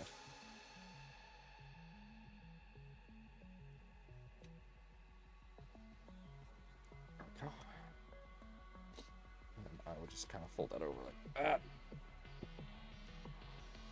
Stick that in.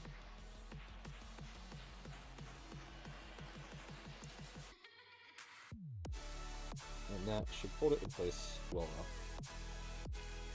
There we go.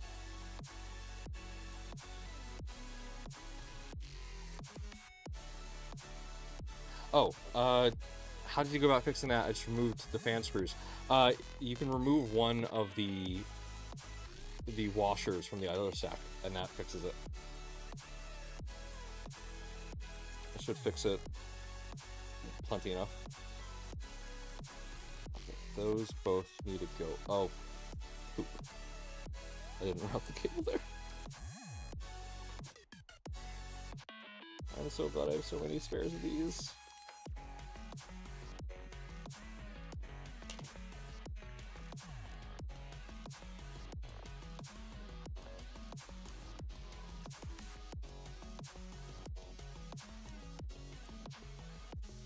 Okay. That was good down there.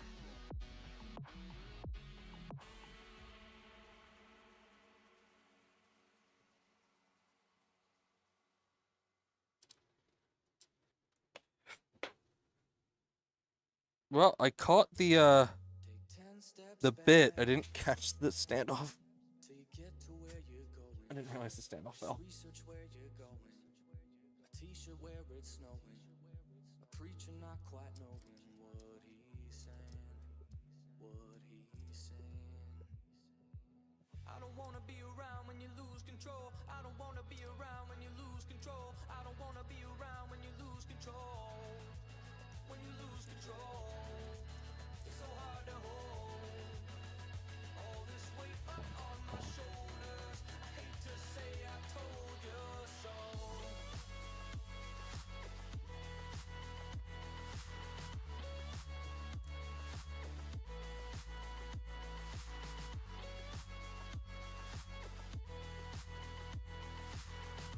That's too big. That's the problem I'm having. So I'm gonna go down to one size.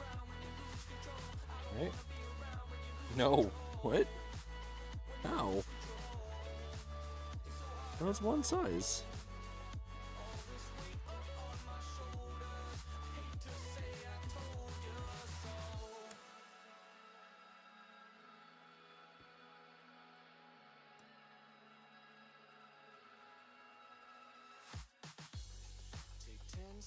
Come on. You don't want to actually grab the stand off? This is by far the most difficult part of the builds.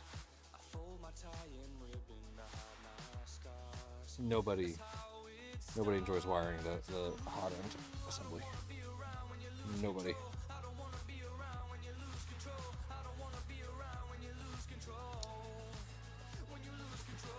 Can you tell that a masochist designed this? A masochist, I do mean me. Just, pointing out the obvious.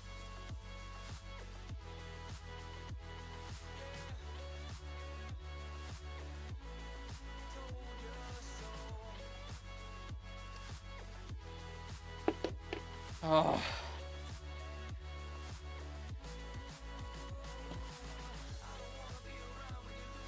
Does this kit have something that could fit that bit? No. Does that? No. Cool. Is there anything I have that can fit that bit? Do you fit that bit? Barely. Not enough to actually be useful to me. No.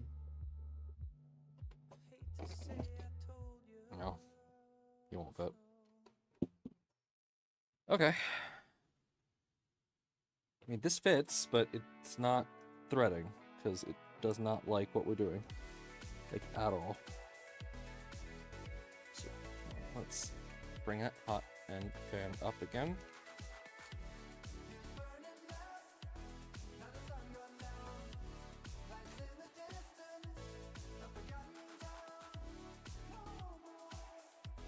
Hi, Lulu. How you doing?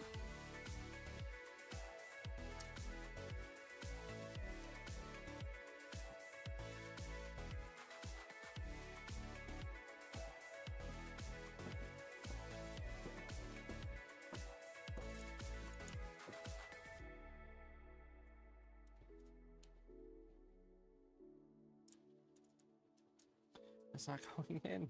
It's not going in. It's not going in!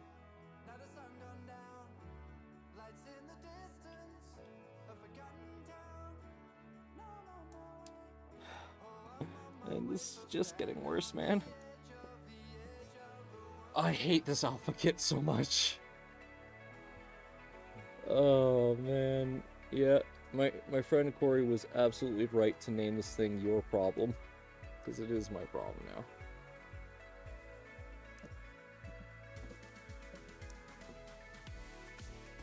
Here we go.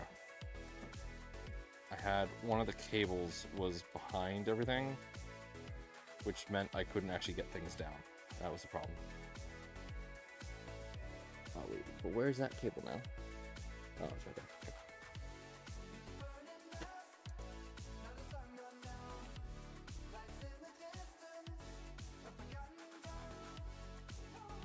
That's not good. Why is that not going in? There's nothing in there.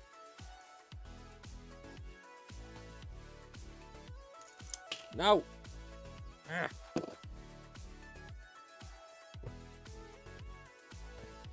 Oh, no, that's getting grumpy. It's okay, we're almost done. He says to himself. No one else in the room.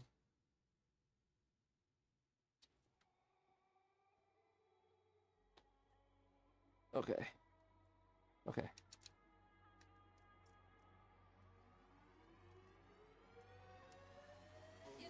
Why is that suddenly spinning freely?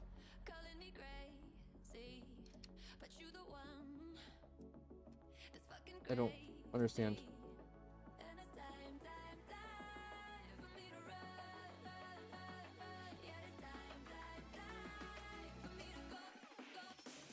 Oh, is that stripped? Is that why I'm having so many problems? Okay.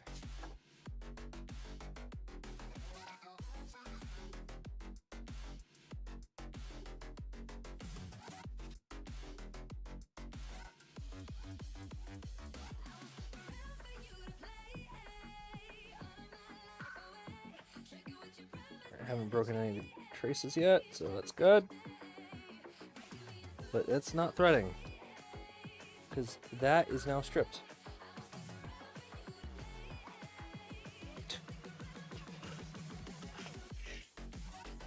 It's supposed to be stainless steel. Ah.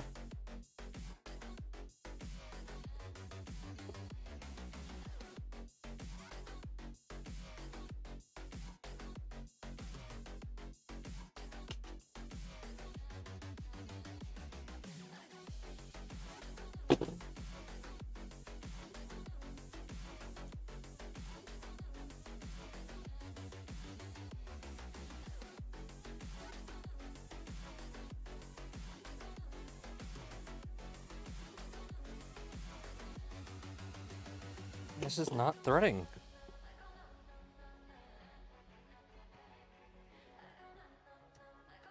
Oh, I got it.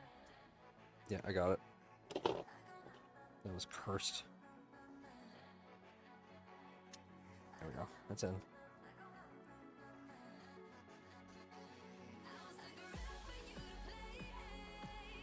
There we go. Those are in.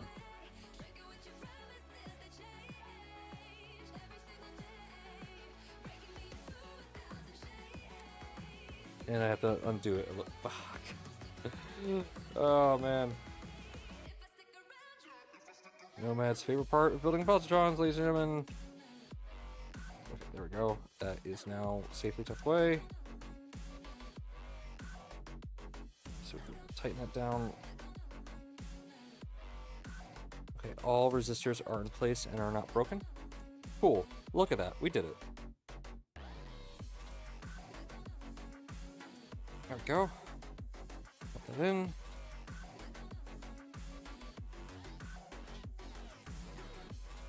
Then there's a toolkit here that had a flathead rather than me swap to a flathead bit.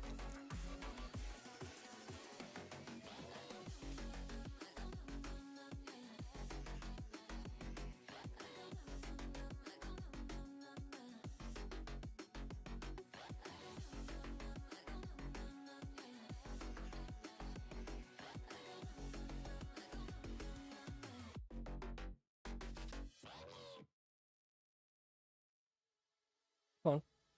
Go in. There we go.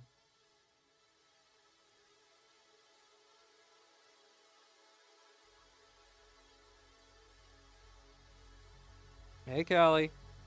I hear you. I'll take the blame. I've seen the world go down in flames. Come on. Get in the hole. I felt the strain Hey, Callie. of every loss I can't reclaim. One day you'll be on camera, Callie. I know you don't care for the camera, but one day you'll be on it. Yep, you heard me. These days, I never thought we'd see this place again. Okay, there we go. That all fits. Perfect. Okay, cool. Now, I believe it's already printed. I really don't want to print this again, because then he would have an all black toolhead if I had to print this again. He's gonna have an all black toolhead. All right.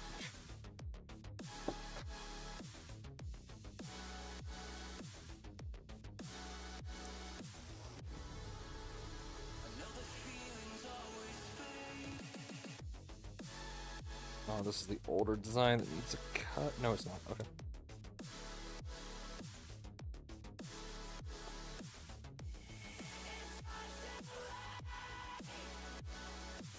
Oh, I was realizing this is a near perfect print of this part. This is rare. Very rare.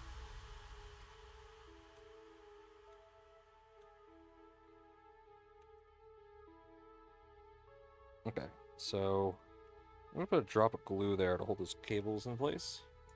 But what I need is something. I forget which screws I need. I'm 2.5, so I know that for a fact. The one foot told would lead us home.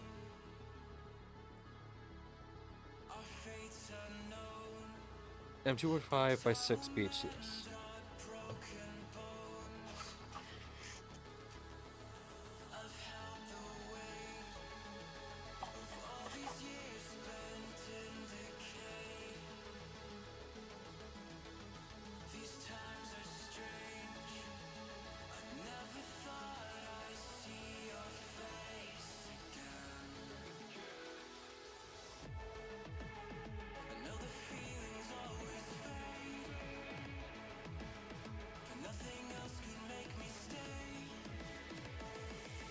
Go.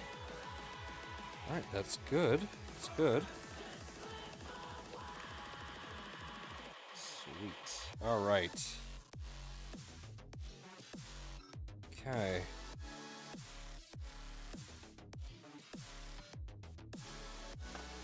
Okay. That's technically it. Technically done. Let's go grab the SD card.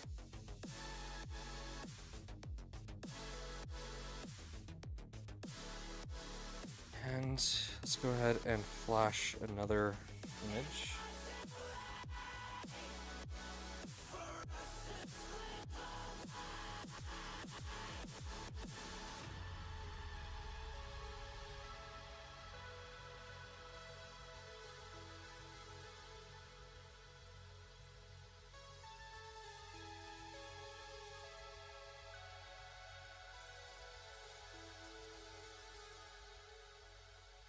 There we go. Don't know what I'm flashing off of that card, but it's not important enough for me to care. Okay. The first mod I did for mine was the cable chain mod. Yes. I was tired of the cable catching. Get the swiveling chain mod on there too. Nice. Yeah. So in the latest batches, we fixed that with a stiffer cable. So hopefully that won't be needed anymore. Yeah, okay, we're done. All right, let's go ahead and put all of this back real quick.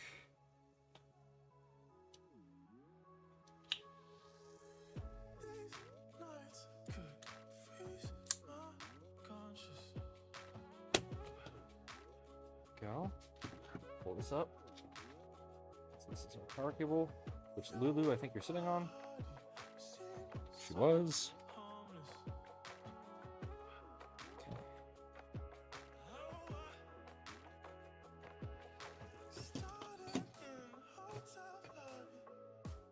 Where did I put the thumb screw? Anyone notice where I put that?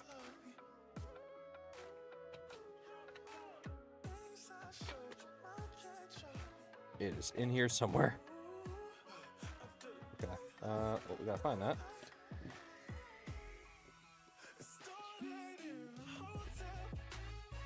There it is. Smell it.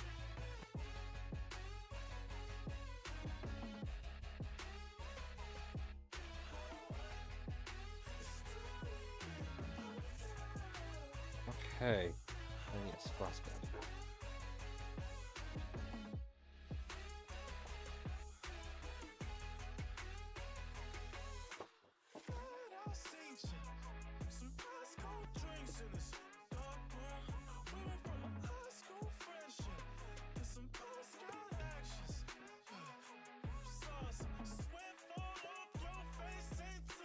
Oh, this is tight.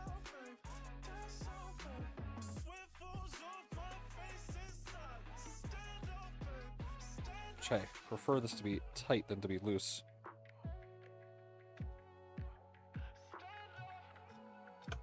Go.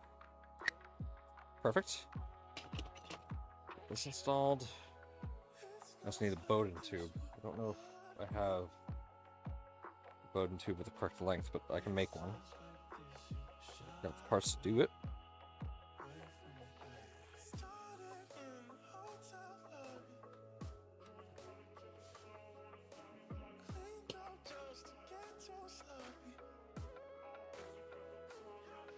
Go.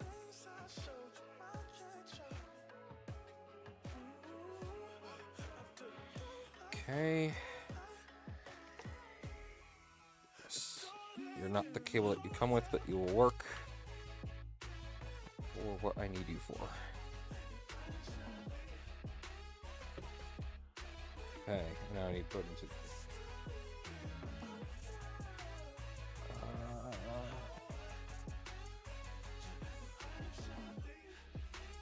Can I put spare bowden tube over here somewhere? I used to have a ton of spare bowden tubes. Tons. Then I cleaned house. Now I don't have as many as I used to. I feel like that's the story of everybody's parts.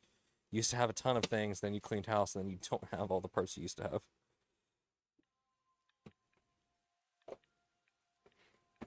Huh. I can use something that's not a bowden tube, and that's not a bowden tube. I mean, PTFE tube. I'm thinking Capricorn. I can use something that's not Capricorn, but then it's not Capricorn. And we kind of need the stiffness of a Capricorn. They're a little bit better than Taurus. Astrological joke. Uh-oh. I don't think I have any... I don't think I have any bowden tubes. Or Capricorn bowden tubes.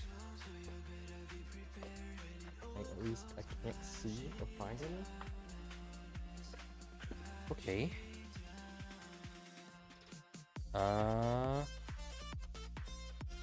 Okay.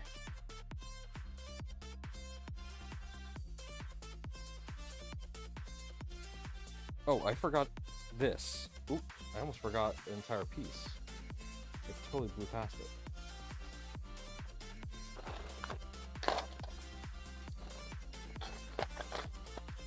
There it is. Is there one that already has the heat sensor in it though?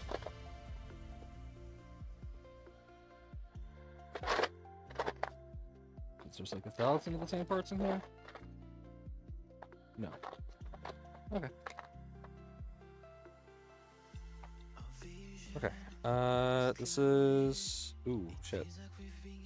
That's a screw I don't have. That's what that is.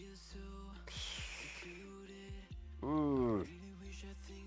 That is a screw I very much do not have. Fuck.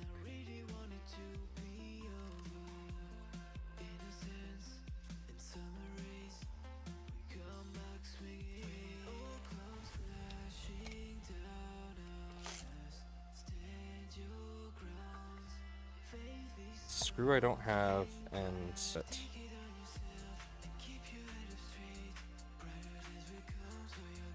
Who needs a bowden tube for a bowden setup? Seems sus. Oh, no, am I revealing that our anti-grav bowden setup? Oh, here it is. Found it. Found the bowden tube.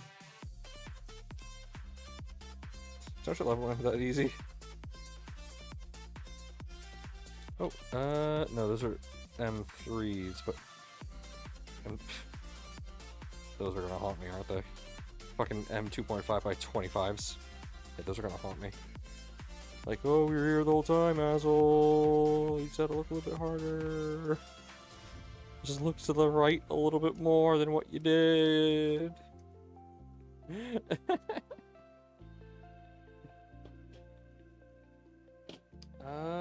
That looks like an M2. No, it's 2. Yeah, it's 2.5 by 6. Look at that. Found one. Found a stray. Okay. So we gotta get that into here. This is easy.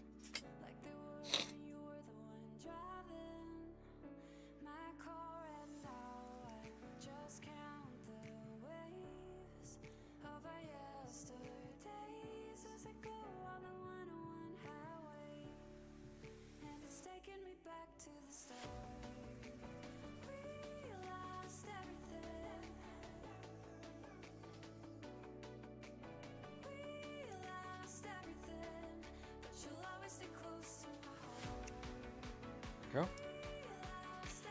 Off. Unplug it. Okay.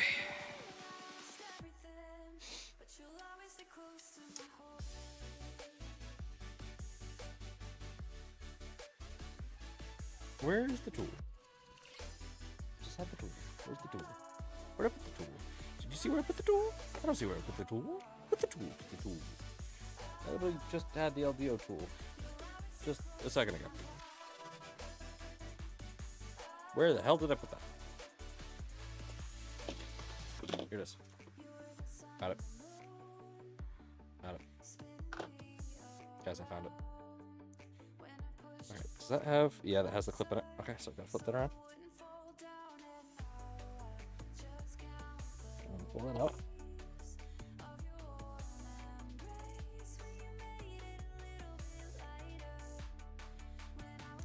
Okay, there we go.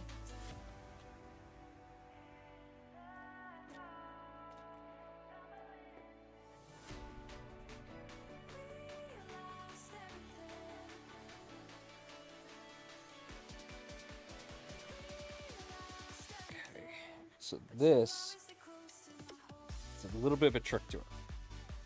So if you want to make sure that you don't have any problems, make sure you push it all the way and pull that clip out at the same time. And then slide in that lock and button clip.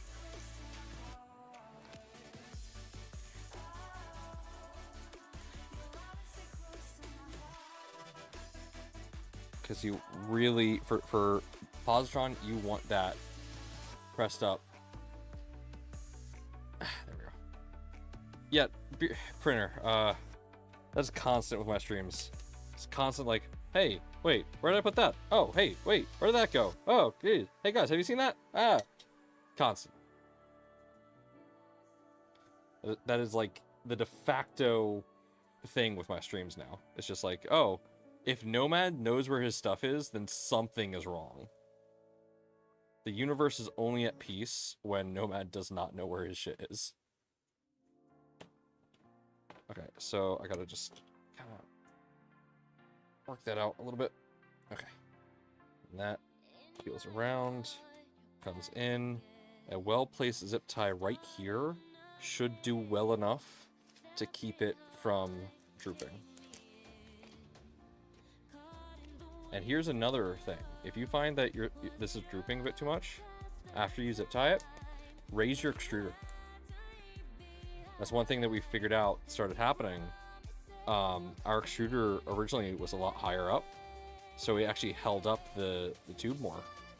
But since we added the ZN stop, like we allowed it to be a little bit lower, and that started causing problems because it was now drooping lower. But if you keep this extruder above the tool head, it shouldn't cause problems. It should prevent drooping for the most part. Okay. Okay, yeah, so we got a few things to work out here. I'm just not a fan of. Let's go ahead and tighten everything up. I did not put that on.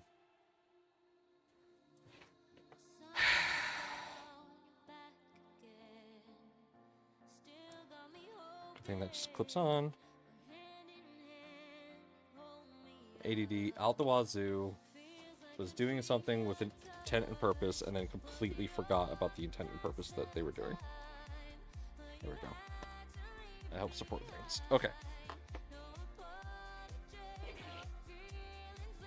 We're good to turn her on. I need to tighten this though. Because I'm not happy with what's happening. And I want to stretch the belt out just a tiny bit. Actually,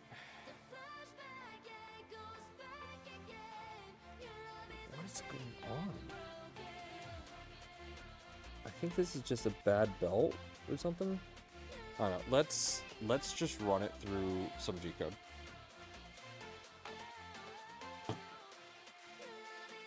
Let's get it set up.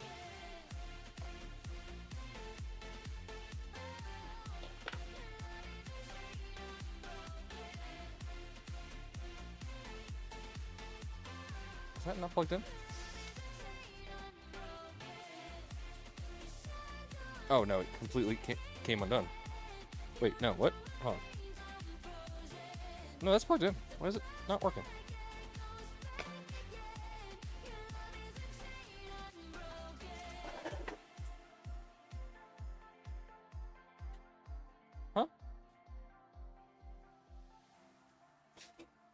Alright, well, I got a spare. In case that ever happens.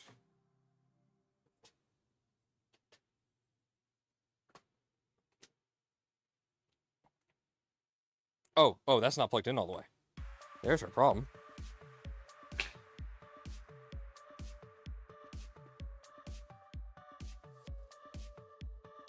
What?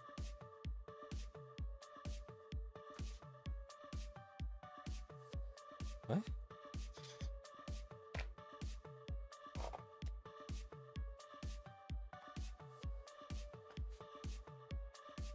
Why is it?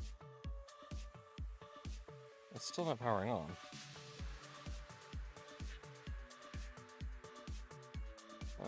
Okay. Well, let's try a different brick. Maybe my brick just died at some point? I wouldn't be shocked. I am very abusive of this stuff. Okay, let's try just swapping this out real quick. Unplug. Power off. In. Power on. Okay. Something's up.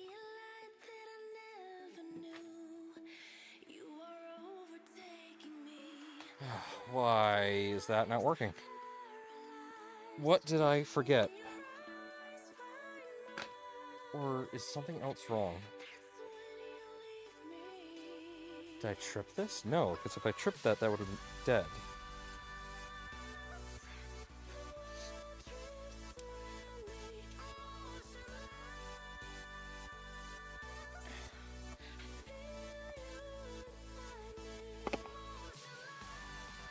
Okay. Let's try a different plug.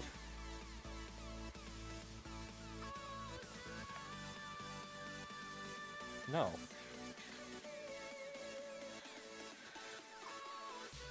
Okay, so something else is wrong. What could be the problem?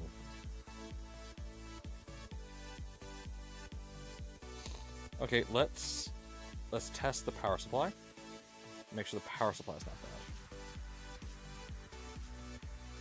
How we can do that is, well, for us, we have another positron. This one, however, is not necessarily built. Oh, wait.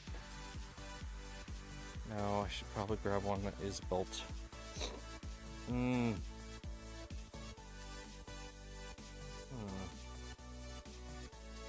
don't want to pull out another positron just yet. Let's look in here.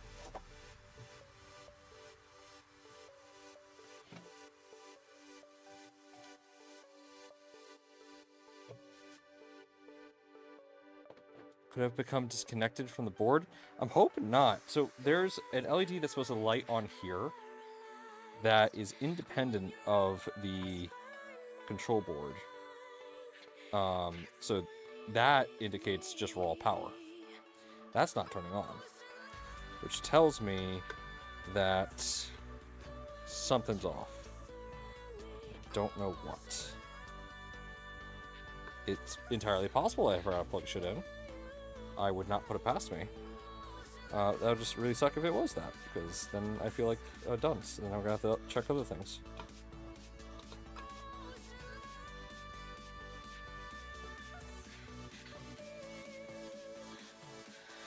It's also 10:15 right now, so I definitely need to start wrapping up soon.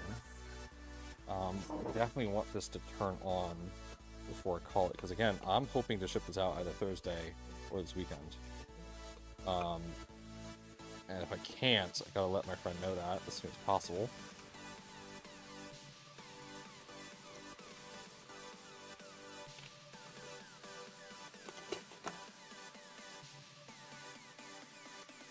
Oh, they're fucking backwards. Well, that'd fucking do it. I hope that didn't fry anything. Did I do that?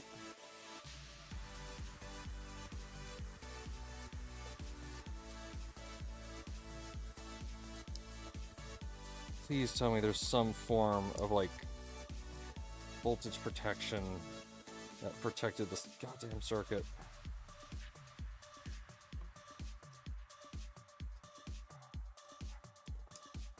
If I just fried something because I wired this polarity backwards, I'm gonna be really frustrated. I got a spare, so that's not that big of a deal, but it's just a bigger pain in the ass to replace.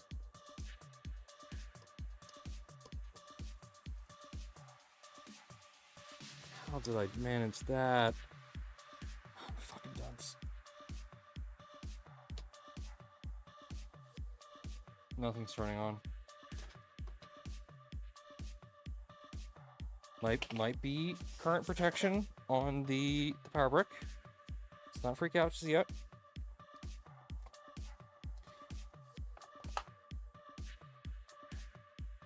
Might be safeguard on the power brick. It was a safeguard on the power brick. Thank God that we use a laptop power brick. So the laptop power brick just saved this entire printer. This is why I vastly prefer the power brick over anything else for Positron. Not just for the safety aspect, but for the fact that it is smart enough to know if you wired something wrong, and it will not provide power to the machine that could risk damaging things. So, again, for full context, what just happened? We use a laptop power brick. Now, laptop power bricks have a lot of safeties built in. Why? Because they are designed to power laptops. And a lot of laptops have, guess what? Magnesium shells. Metal casings.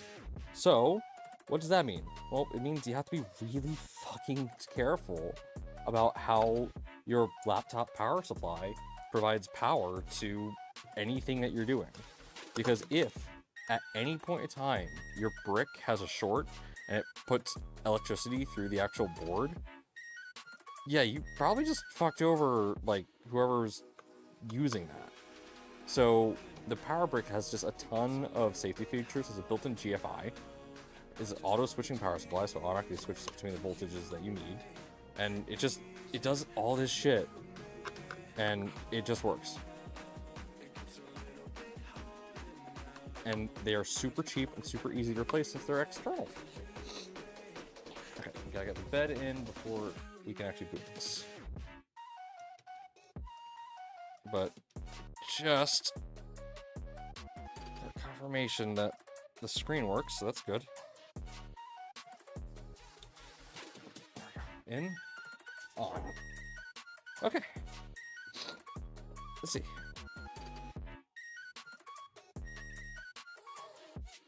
IR sensor works. That's nice. Not a requirement, but it's nice to know.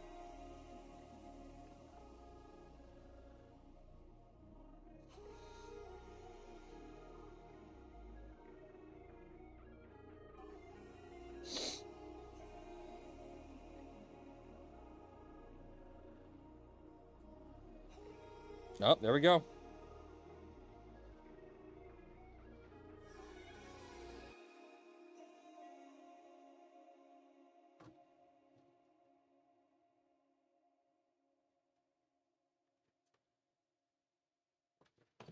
I need to tighten those belts pretty much. Okay, so end stop's still triggered. That's normal. I need to update that config.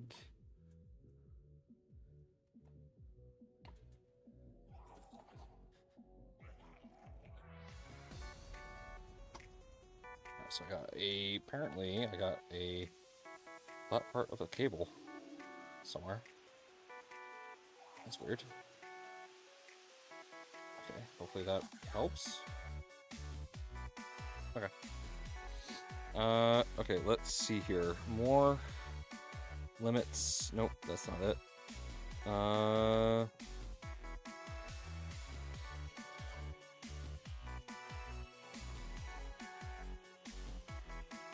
Well, I guess I need to connect to the Wi-Fi.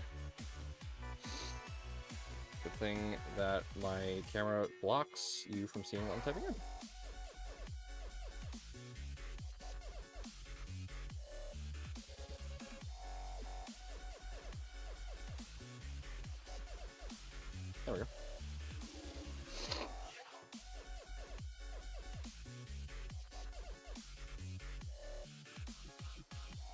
Okay. Sorry. My nose is just a mess right now. Okay. 192.168.0.194. Hello. Okay, let's go here. Check end stops.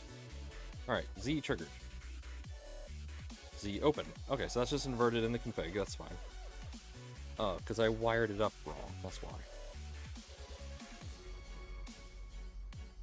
Okay, so Positron config.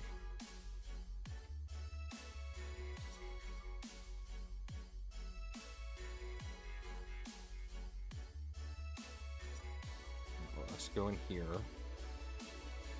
Can I just select all? Yes, okay. Select all. Copy. And then printer config. Select all.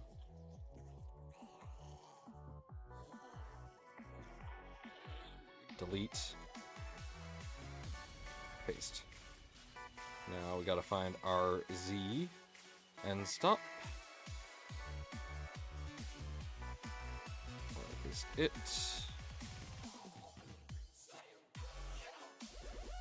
Stepper Z. End stop pin GPIO3. We just need to put a exclamation point there. Bam. Okay. There we go.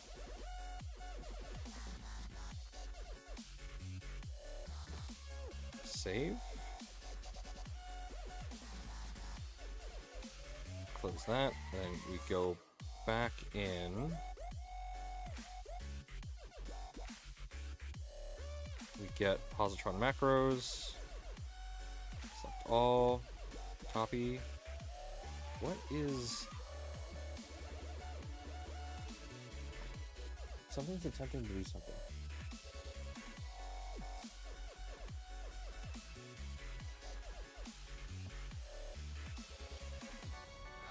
Okay, I don't like that noise, but... Okay, copy that. Go up a level. Positron macros. Select all, delete. Paste. Save. And restart.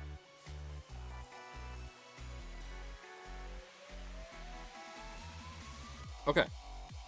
I need to tighten the belts. I mean, I don't have to, but I want to, because they are currently a little too loose for my liking, and there's just some wonkiness in them that I am a little uncomfortable with. So let's go ahead and pull that. Put that over there for now. And let's just...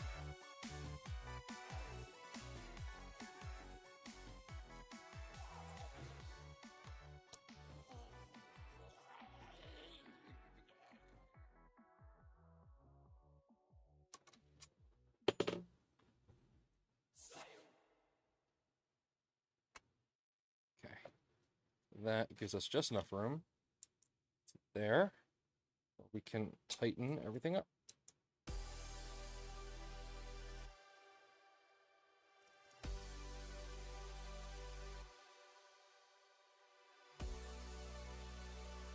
Come on, get out of there.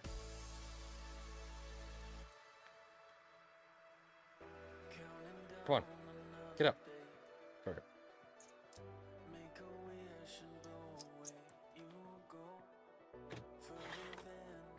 We're doing positron yoga right now.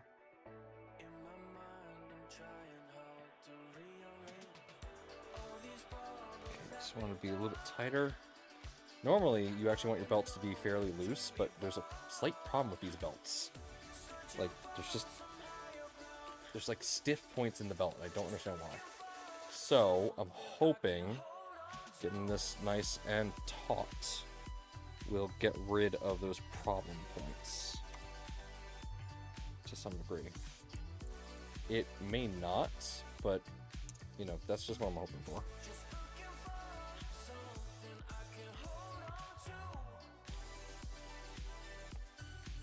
don't necessarily need this thing to be a speed demon, I just need it to work. And work well at that.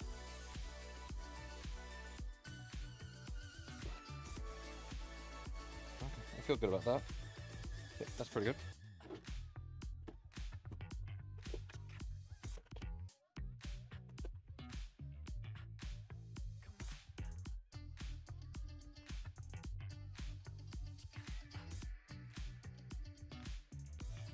Ooh, that is...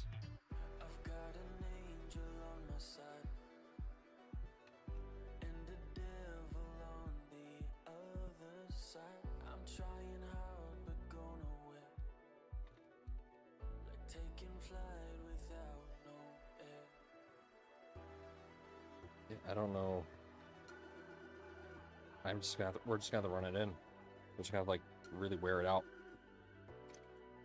That's just gonna have to be what it is. I think maybe the belt has changed between alpha and, like, slightly.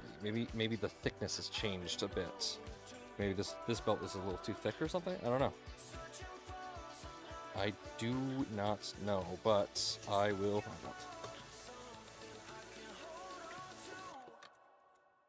Tracy V, hello, friend. How are you doing today, sir? We are just about to be wrapping up here in a moment, but welcome to the end of this while we just kind of work out some strange noises. Yeah, so I hear... I don't know why I hear... I do know why, but, like, it's just weird that I hear it. Belt... Okay. So not used to that.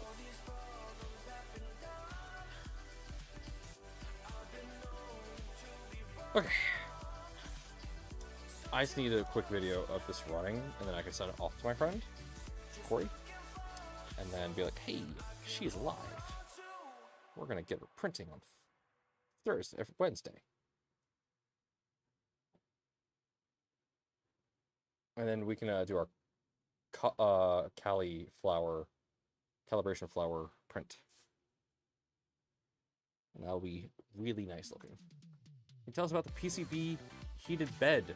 What do you want to know about it? I got it behind me. So tell me about it. I mean, or let me know what you want to know, because I know pretty much everything about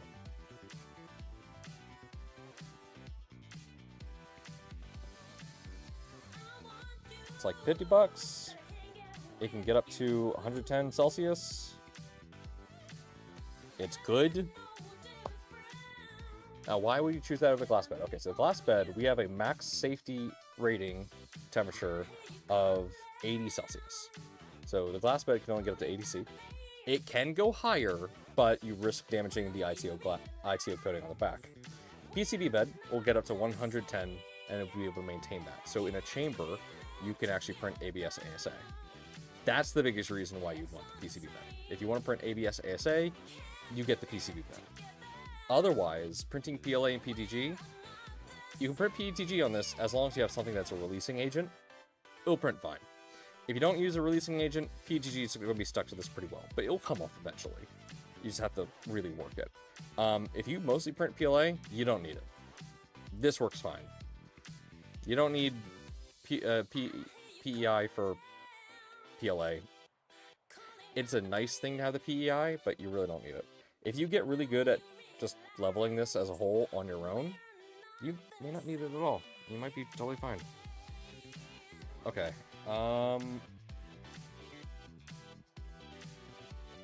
This is what we're gonna do. I am not gonna put filament in, but we are going to have it try the Posi Cube, and we'll test our heaters with this. No problem. Happy to be of assistance. Yeah, the I will say, like, the PCB bed is awesome. It's great. I love it. I only use it... I don't use it that much. Because I like seeing my first layer. I like seeing what's going on. And that's just me. Alright, let me take this off again. Need to let my scalp breathe.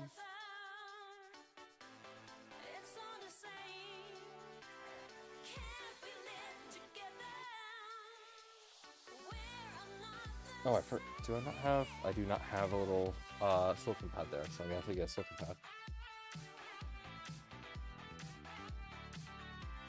Grab my phone out so I can record.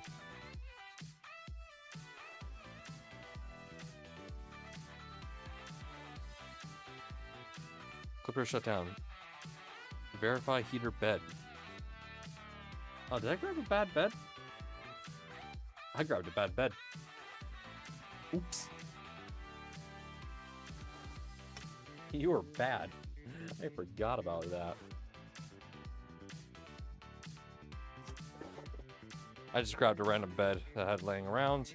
Just so happened that the random bed that I had laying around was a broken bed. That's always bound to happen at some point, working in my workshop. So where did I put the good bed?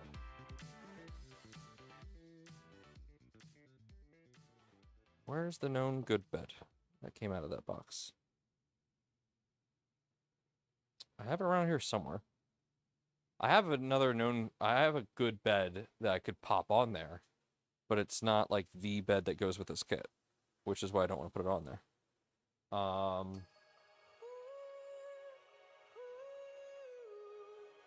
I could put on the PCB bed and show you guys that, but then you can't see what the printer's doing. Okay, I'm going to grab... Ah, here it is. Found it. Okay. This is a brand new bed. Well, not brand new. This is a new old bed. I really wish this blue was like actually like a print service. But no, this is just a protective film.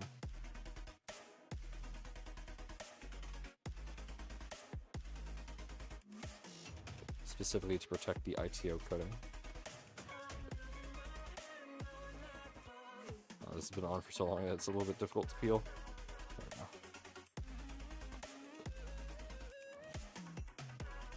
So yes, you are supposed to remove this. As sad as it is. Yes, that is meant to be removed. What the? This looks cooked. That's concerning.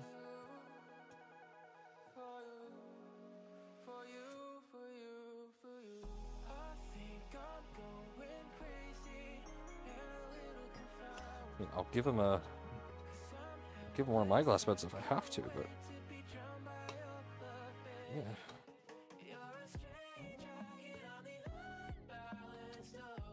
Okay, one more restart. Anything I should keep in mind when printing upside down? Not really. Printing upside down is going to work a lot like printing right side up.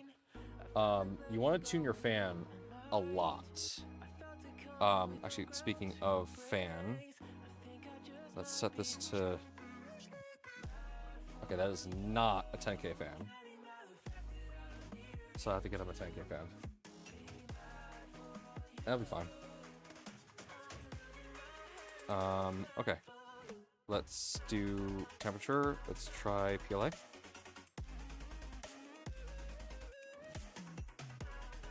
Come on, bed. You came pre-cooked, didn't you?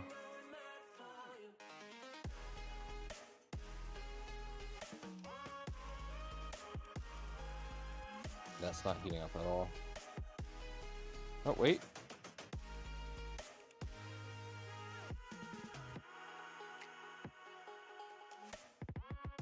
No, it is.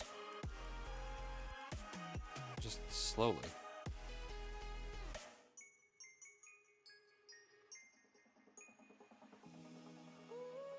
No, it's not getting warm at all. It was cold.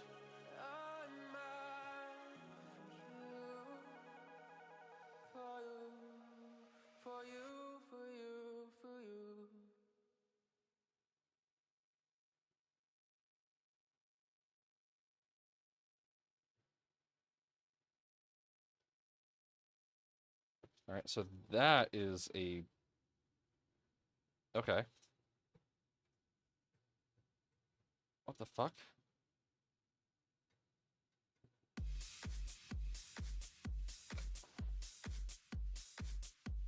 Yeah, that's cooked. So I can see a rainbow pattern in this. And it's uneven, which means this ITO coating came just baked. This is bad. Okay, so I got 2 bad glass beds. Okay, let me grab my known good glass bed. Ugh, that's frustrating. It's the only known good bed I got. Or, no, I think I have one more somewhere.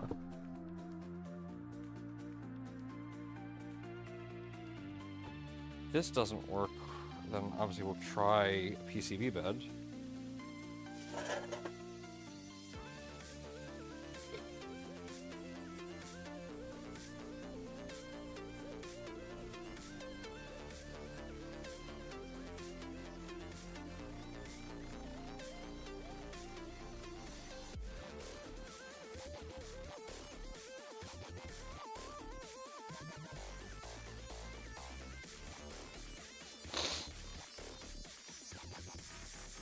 Okay, come on, come on.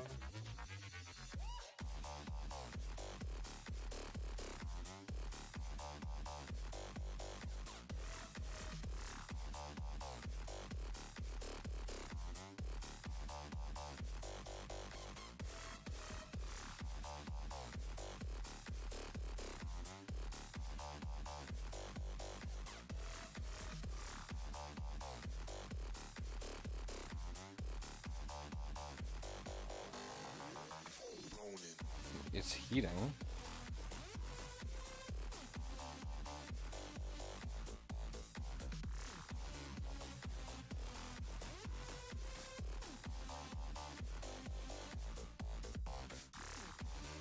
This is a good bed. I know this is a good bed. I used this at Smurf.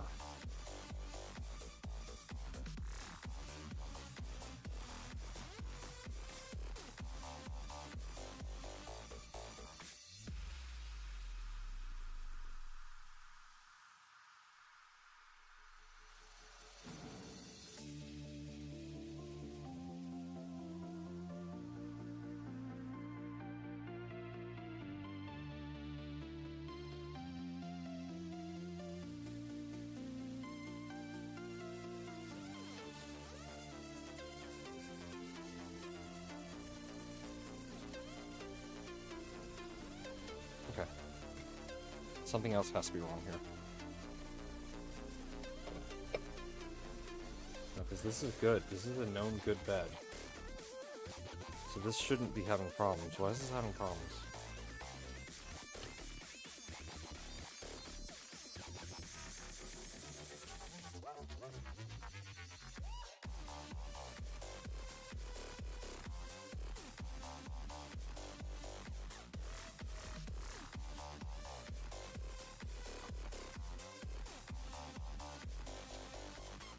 Alright, we are going to the PCB bed.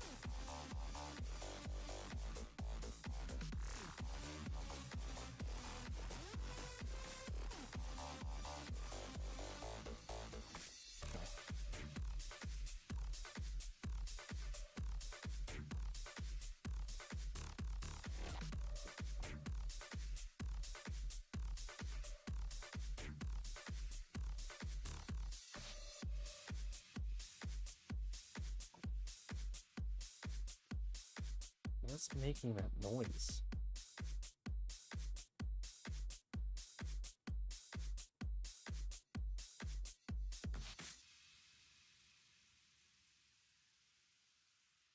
The bed's usually heating up. No, the bed's not heating up at all. Something is very wrong.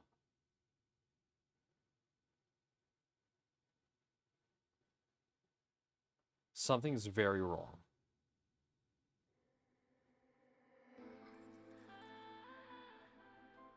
I'll take a picture of this for now. But something is wrong. It is 10:40. I say that nearly every time I'm near a printer, right? Okay, so the problem that we're having here is I don't believe that 24 volts is going to the actual bed. The hot end is heating up perfectly fine, but none of the beds are heating up at all. So that leads me to believe either the cables aren't pushed in all the way inside the base, or the board is bad. So we might just have to replace it, which that's fine. That's relatively easy to replace. Maybe society's fault. Hey, Aaron. Hello. Welcome. We are almost done getting a 3.2 release candidate, Positron, up and running to current standard. Almost. We were very close. It is not there yet. The problem that we have right now is, man, this bed holder really likes to hold on to the beds. The problem we're having right now is that the beds are just not powering. And I don't know what's causing that problem. And it very well could be just a bad bed connector. So actually, you know what? Here, hold on. Before we do anything, before we go anywhere, let's test that theory. So let's take another here, right? Okay. Let's just do this. This will tell us right away if it's a bad bed connector.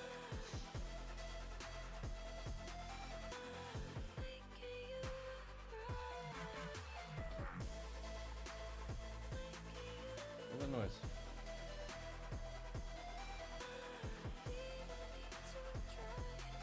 Okay.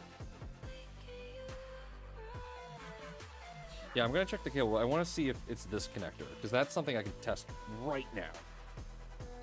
I don't know if I have any others. So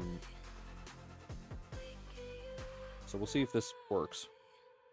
I know the sensor pins are good, because the sensor pins were reading correctly. All right, sensor pins are working on this. So let's try.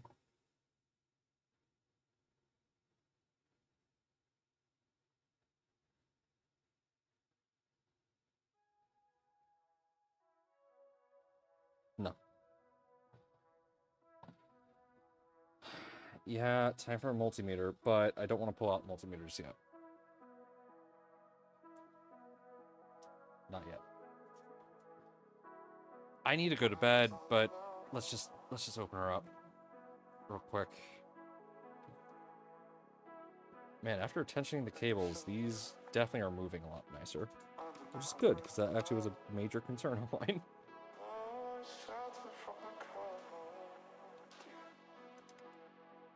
Careful, don't want to burn myself on that hot nozzle.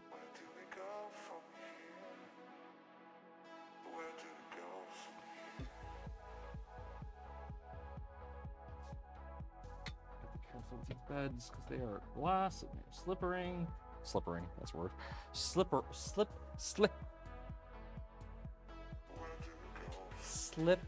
And don't want them to slip and fall onto the floor. That would be big bad.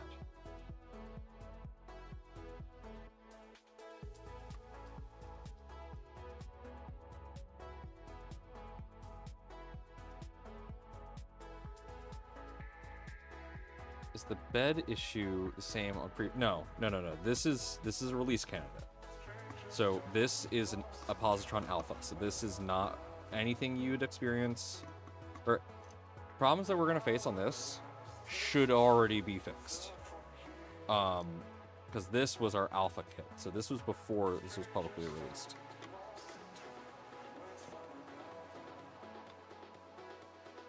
So any problems you see in this kit are, for the most part, already fixed, unless I say otherwise.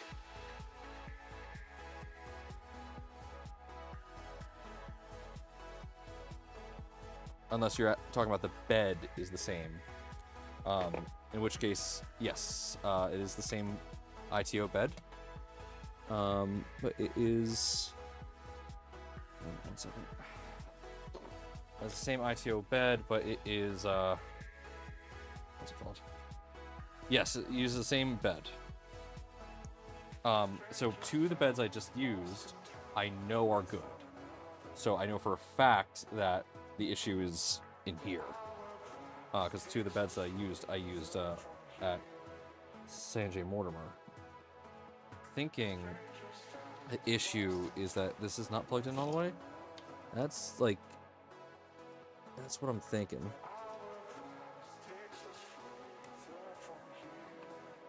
Okay, so that's definitely in all the way now. So let's go ahead and slide in our known good glass bed.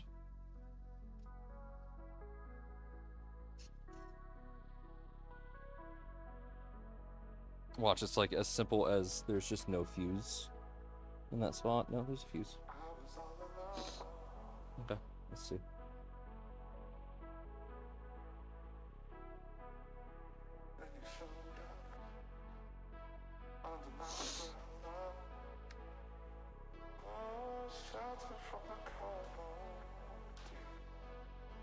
There's a red LED right here that's supposed to be flashing when everything's working.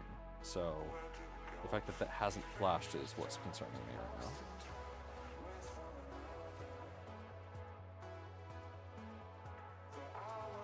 now. Okay. No light, no light, no light, no light, nothing, nothing, nothing. Hold on. It's not working. Could be the bed cable, could be the motherboard.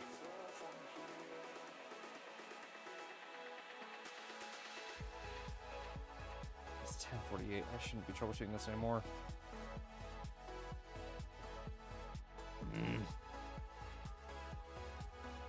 Why aren't you working?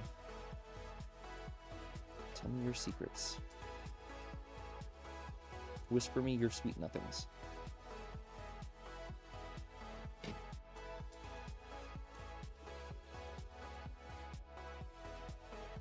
That's fine, that's fine, that's fine. That's okay, that's okay, that's okay. Everything looks fine. Everything looks good. I don't see anything broken. Or fried. I don't understand.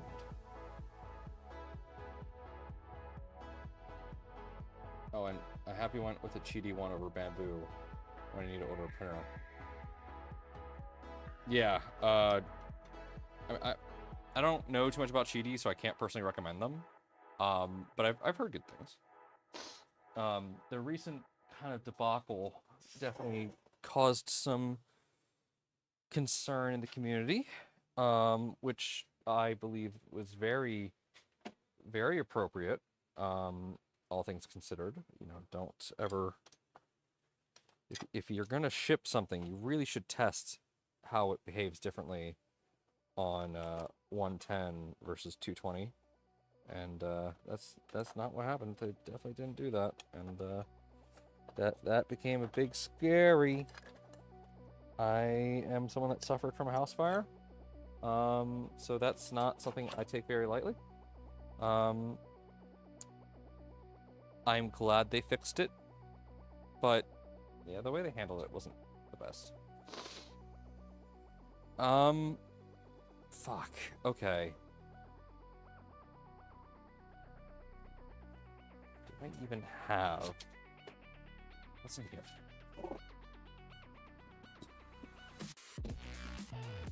Ah, yes, this is my original version. Yeah, exactly. This will not be used anymore. Okay, I don't think I have a spare bed cable. Oh, wait, I do. Hello to my spare bed cable.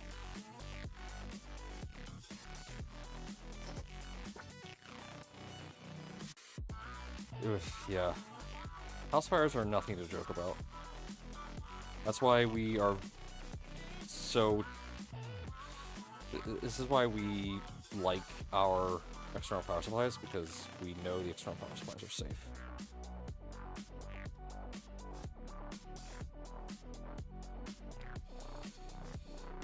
Fuck it.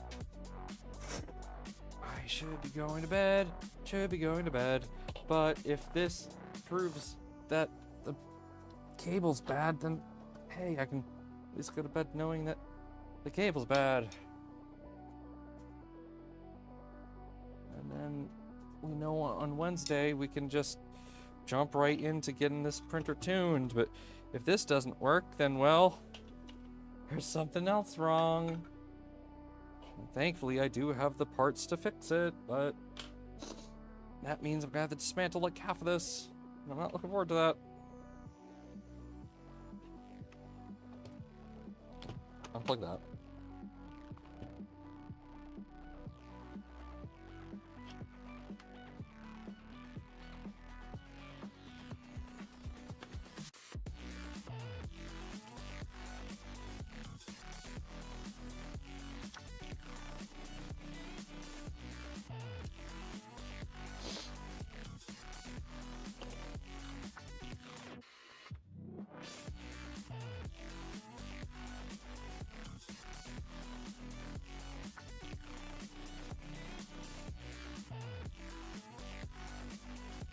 On.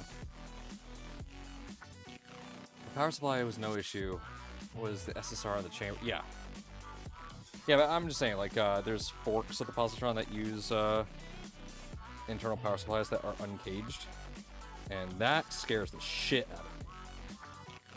Which, hey, the fork creators know that it scares the shit out of me, and you know we do have the agreement. Like, look, because Positron's a company, I have to disclose that we don't endorse internal power supplies that are uncaged because of the safety risks. And yeah, I can still say stuff like the Lemontron's cool, but if I were you and you were doing a Lemontron, fucking do an external power supply. Who cares if it takes up a little bit more space in your bag? Trust me, the added safety features are nothing to scoff at. I would take a fucking power brick in my bag over, you know, the possibility of shocking myself in a power supply any day. That's not coming out.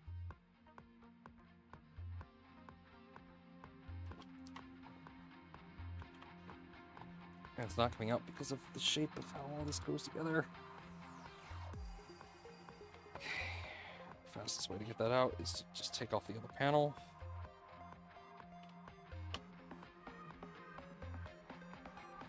And being in an IT, I've seen lithium batteries and external power supplies smoke. Yeah.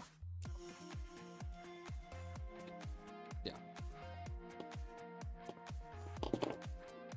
So you know where I'm coming from. Because I'm also in IT, so I've seen shit like that.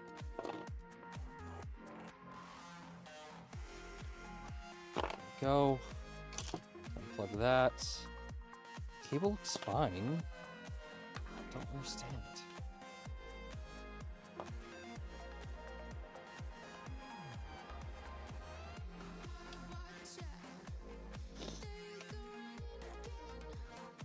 Okay. I'm just going to leave everything undone.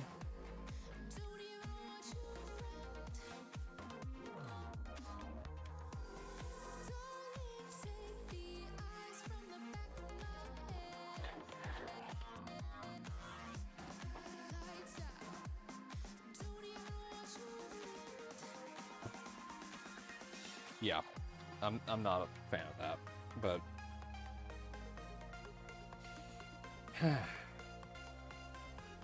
you know, designers can make their own choices. It's important to educate people on the dangers of what they're doing, because in the end, user safety is the most important thing. Like, hey, we have a DC printer. This is not an AC powered printer. I mean, it is AC powered, but like, it's a DC based everything. So there's no risk of, you know, immediate death inside the printer. Fuck.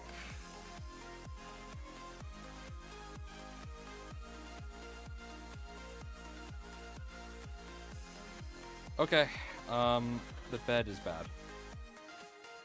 Something on the bed's bad. And I can say that confidently because after swapping the cable, after swapping everything, it's still not heating up.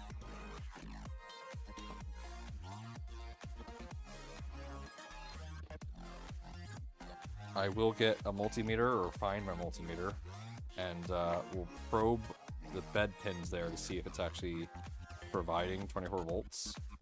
But I honestly think the easiest thing for us to do is to just swap out this main board. And then I will warranty it. That sucks because that's a lot, like I have to take off this acrylic panel and then I can get to the bed, or to the board, but it sucks because of how encased this kind of is. But it's fine. Take a picture of it as it is.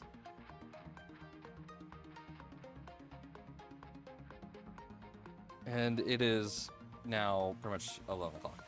Blown out, it might be. It could just be a blown fuse, or this board is old. This was done back in 2022. That's how old this board is. No, 2023. This was 2023. This was before the boards were available, or any of the Positrons were available. So this likely could just be a bad board. And that's likely what it is. It's likely just a bad board. So, we are going to go ahead and replace it with a good board. And then I'm going to warranty it. So, that's what we'll do. Thank you all so much for tuning in. We'll get back to this on Wednesday. Make sure to like, comment, subscribe, all that fun stuff.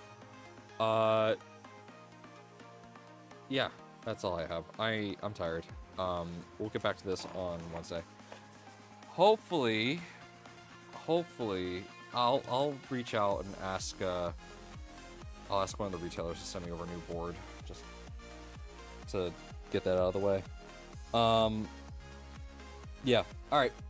Thank you all so much for tuning in. Make sure you like and subscribe so that you get notified the next time we go live. We will go live again on Wednesday at 8:00 p.m. So. Yeah, time for a table flip and sleep. Yep, that's what it feels like. We're gonna get back to this on Wednesday. Okay. Thank you guys so much for tuning in. Remember, ladies and gentlemen, that life's crazy, life's short. Sometimes you may be given an opportunity that you'll never be given again, and sometimes you just gotta jump and see where it takes you. So, it's okay to be worried. It's okay to be nervous and all these things in between. But that's part of the adventure. Part of the adventure is not knowing where things are going to go. So, hey, have fun. Enjoy life. Don't worry about things too much. Remember to fight for a cause you believe in. Volunteer for causes you believe in, etc., etc. Thank you so much for tuning in, guys. You all have